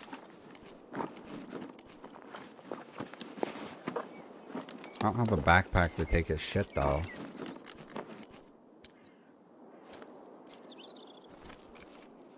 That's alright. His armor's not that valuable. But Big Pipe is a part of a 3-man.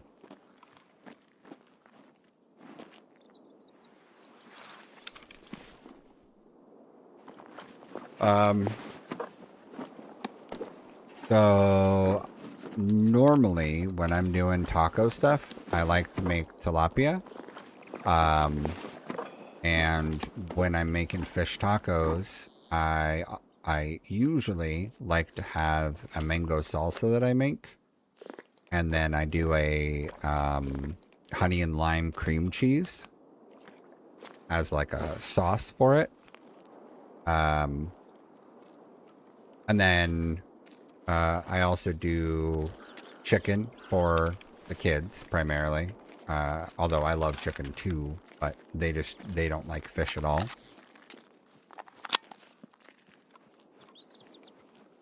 Okay, hold on. Let me double check. Punisher.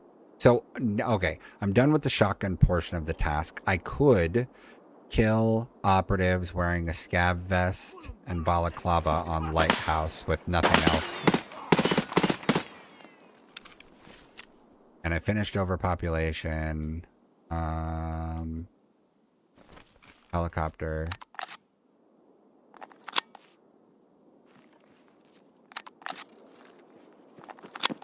Yeah, I can get to the helicopter. I think.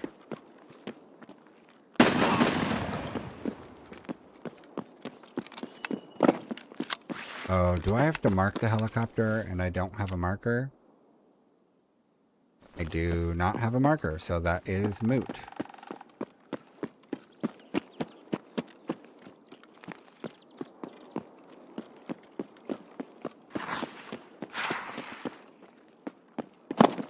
So tonight, I am going to cook. I only have like 3 pieces of tilapia, so I also took out a couple pieces of salmon. And so I'm going to pan-sear the salmon, and then I'm going to try putting some of that on a taco, which I know will be good, because pan-seared salmon is always good.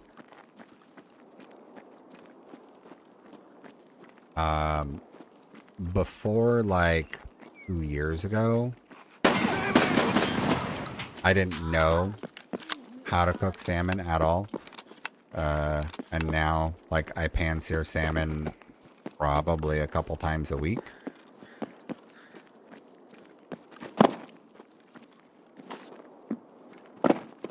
Okay, so that one guy over there that I said was Big Pipe and was a boss, he is a boss. And he is, he's part of what they call the Goon Squad. And the Goon Squad is essentially really hard to kill dudes that hang out as a group of 3 and try and fuck up your day if they encounter you. And so I kind of got lucky there, but it also makes me wonder if that was a player I was following, which it seemed like. I wonder if he ran into and died to Big Pipe.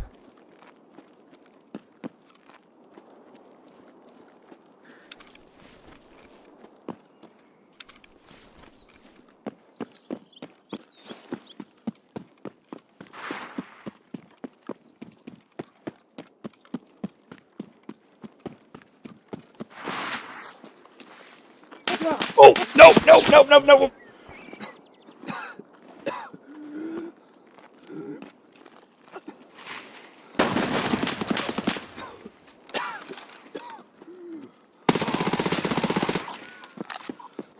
You see that? Leg damage. So I maybe wasn't ever tracking the player, or some other one came around.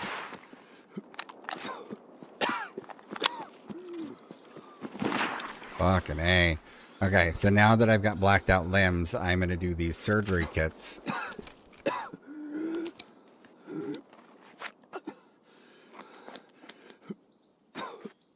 Yeah, it's probably over 100 right there.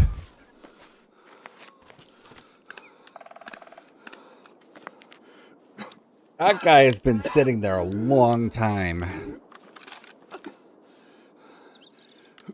You know what I'm going to do? I'm going to take all of his shit.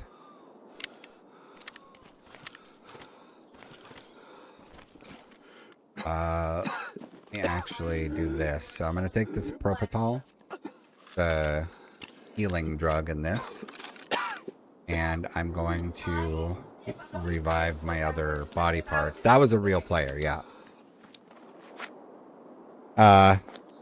So part of the thing with Tarkov is because there is a mixture of AI and real players, sometimes you really don't know, especially early on.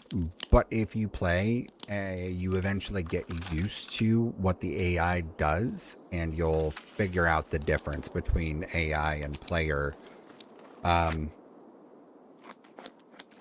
All AI attempts to use a voice line prior to engaging on anyone.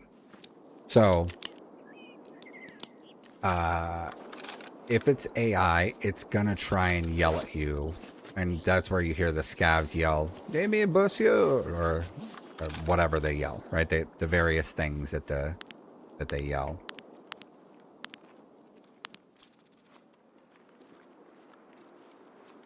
I want to make the chest is full before I go over there, in case he had a buddy.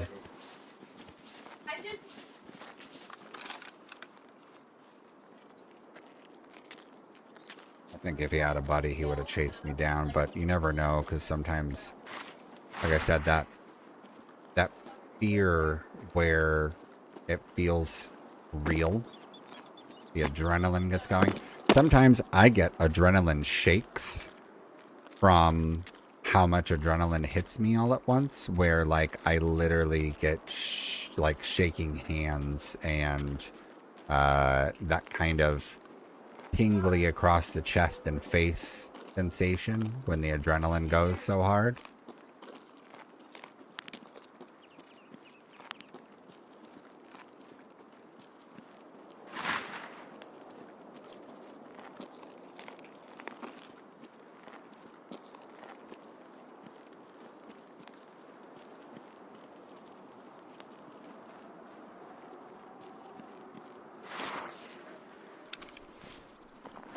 Okay, so this was a player, but it was a player scav.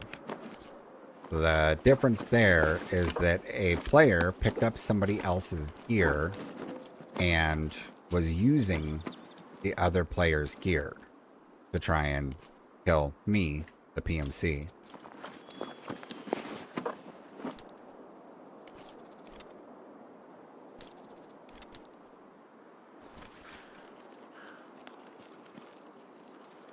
So he might have looted this body to get the gear.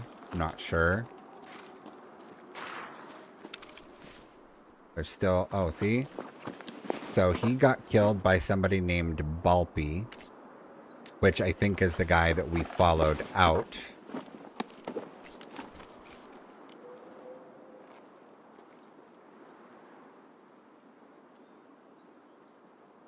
Thought I just heard a plop noise. Okay, so this is not that guy's equipment, because if it were that guy's equipment, he wouldn't have had SVD magazines in his pockets. SVD is a sniper rifle, designated marksman rifle. It's a semi-automatic sniper rifle, basically.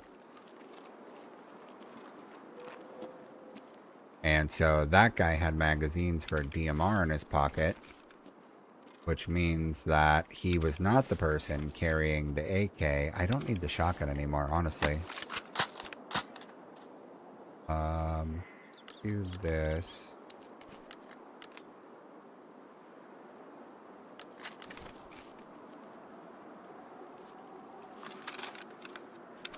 I don't have a paracord.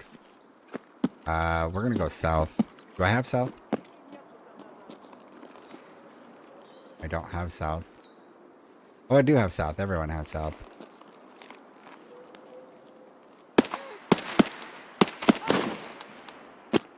That was a scav.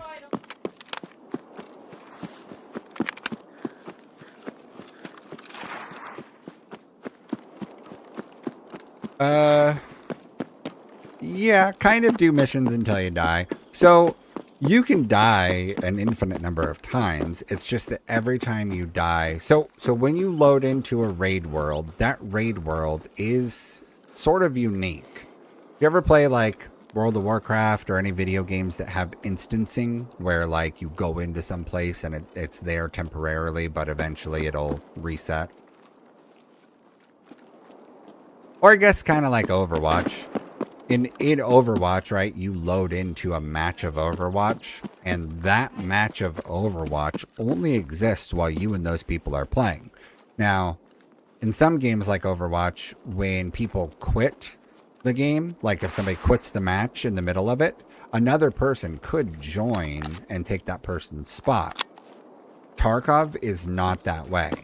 So like Counter-Strike or other multiplayer games, Battlefield, when people leave the match, it leaves a hole that other people can join. Tarkov is not that way. In Tarkov, you load into a raid and there's a fixed number of PMC players, the private military contractors. There will only be whatever the number is, depends on the map. It's like 8 to 12 or something like that. We'll call it 10. So if there's a limit of 10 players per map, and 3 of the players die, no one else fills into those seats. Those seats are just empty now because the person's dead. That's it. Scav players, on the other hand, the Scav players, they join a game that's already existing. So when you join as a scavenger, the idea is that you're playing temporarily as a person who lives in this world, who lives in this environment. And while you play as that guy, you have, you know, not much in items, and skills are lower. You can't carry as much weight. You can't run as fast because you're playing as that guy. But when the round is over, all of the items that that guy had go to your stash, your private inventory. And then if you go in as a scav and die, none of it was actually your items anyways. You're just kind of taking over the body of a person that exists there. So if they die, it's whatever. It doesn't mean anything. But if you live, it's free stuff. And then as a PMC, you go in and you die. You're risking losing all of your items when you go into a raid. So there is, you know, we call it gear fear, where it's a fear of losing the gear as a big part of, you know, what's driving things for you. Why you're getting so afraid is because you don't want to lose items. And that's a part of it. For sure, that's a part of it. But that's not all of it. And there's more to it than that, in my opinion. I'm going to just get this character ready, but then I'm going to hop off so that I can go to salmon and get that stuff situated. I just need to get kills while wearing the balaclava, this thing, and the scav vest, which means I can do whatever I want for the rest of the stuff. So what I'm going to do is set this up with some 60 rounders.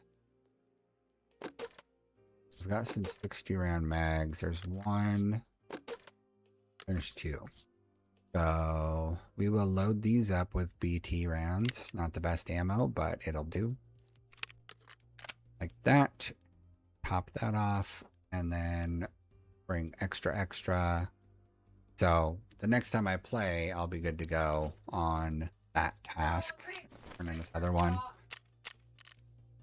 It is kind of weird because you are playing as a private military contractor, but you're also interacting with the local people, the traders and vendors and stuff. So you interact with them, and they give you tasks to do while you're here in the region. And then in return, they'll give you items or guns, or once you have earned enough of a reputation with them, they'll be willing to trade or sell to you other stuff that, you know, they might not have let you have access to before, like higher quality ammunition and stuff.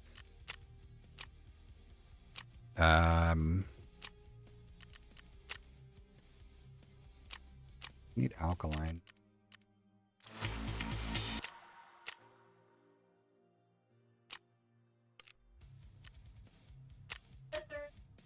I have a lot of tasks that I haven't accepted because there's a series of tasks that are necessary, and then there's a lot of other tasks that just exist. The ones that are considered necessary are the ones that let you prestige if you want to prestige, or get through to the end of the game. There's a container, especially so this container is a 3x3, and we call it your butt pocket. It's a secure container. The idea of the secure container is that whatever is in it will always exist on your player. It is not up for grabs off of your body. Same thing as your melee weapon. It's not up for grabs off of your body. Everything else. So special slots, melee weapon, armband, and pouch. Those are not up for grabs at all, at all. I think armbands are. I just haven't lost mine, I guess. Maybe people don't take it. I don't remember if it's lootable or not. Oh, can't be discarded in raid. I guess they can't take it.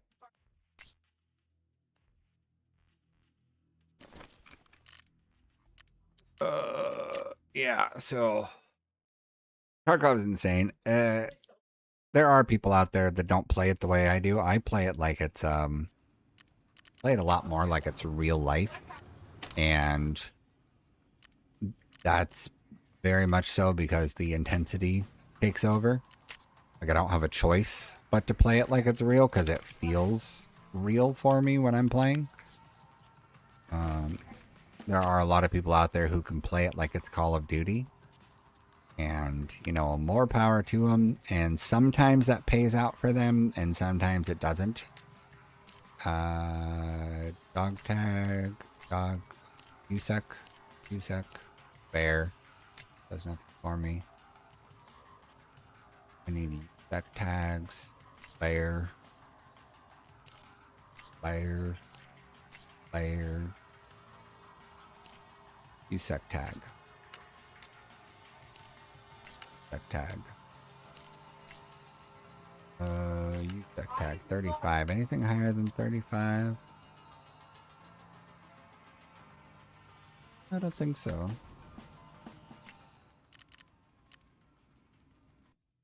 Alright. That's gonna be it for me for now. I might come back on later to do Battlefield with some buddies. But that is toss up. I never know for sure. So I might come back on later, but if I do, it's gonna probably just be Battlefield.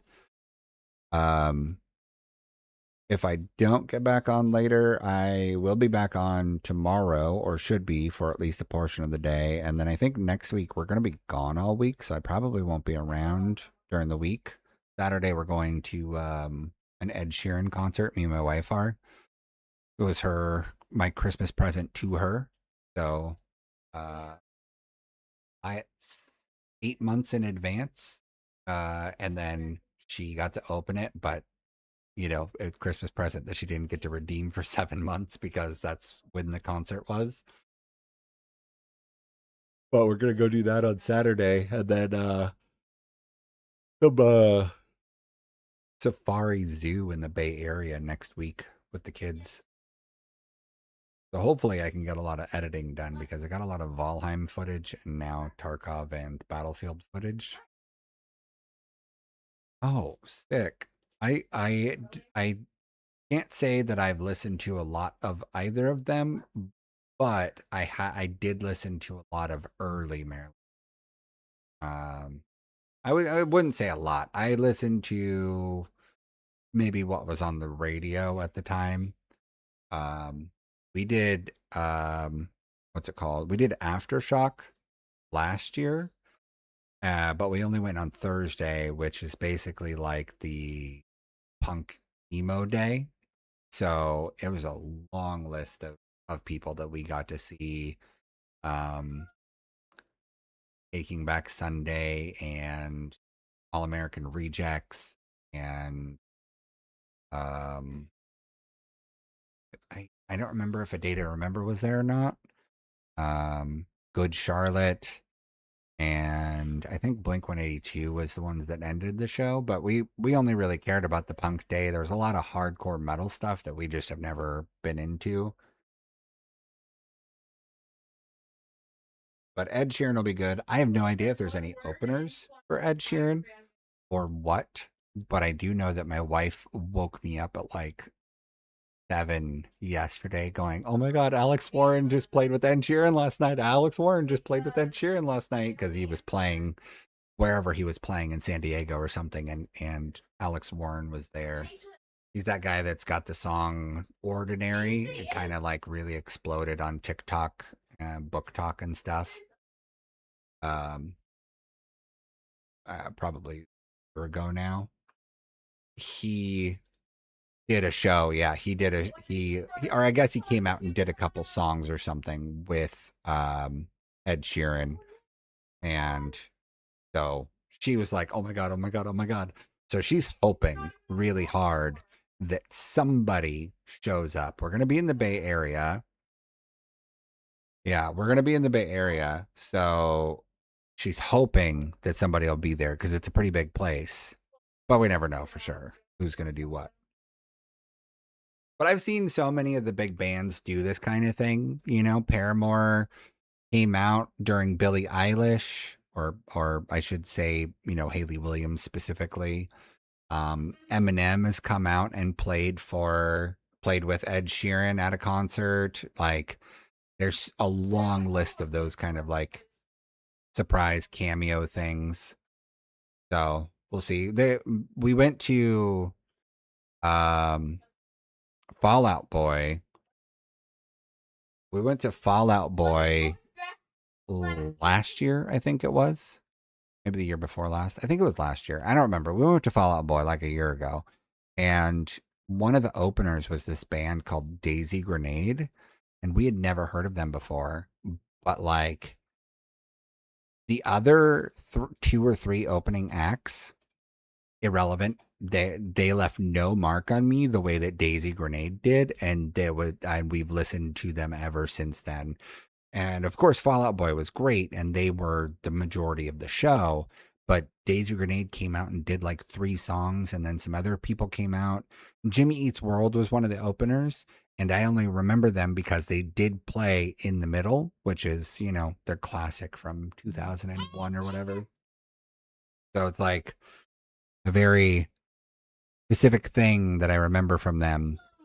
But beyond that, I don't even know what else they sang, who the other openers were. Like, it was a lot of nothing to me. But Daisy Grenade is great if you like kind of girl punk rock stuff. I think that they're amazing. I usually end up having some of their songs play when I'm streaming stuff that I don't need to hear. Tarkov is so important to hear things that I have to turn off the music while actually in a raid. Whereas like Battlefield, while I'm playing, I'll keep music going. Valheim, I'll keep music going. Anything else, I'll keep music going. But Tarkov is the sound is such an important aspect. I cannot keep any sound going. It even gets hard sometimes when the kids are being too loud and I can't hear the game very well. All right, I got to go cook. Rice should be done, and now I got to do all the other things. But thanks for hanging out. I appreciate it, and thanks for following. And I saw you followed on Instagram too, so super cool. I appreciate it. And I should be back tomorrow, and then probably not for a week, but then school starts soon, and I'll be back on my normal schedule of like all morning and early afternoon. So hopefully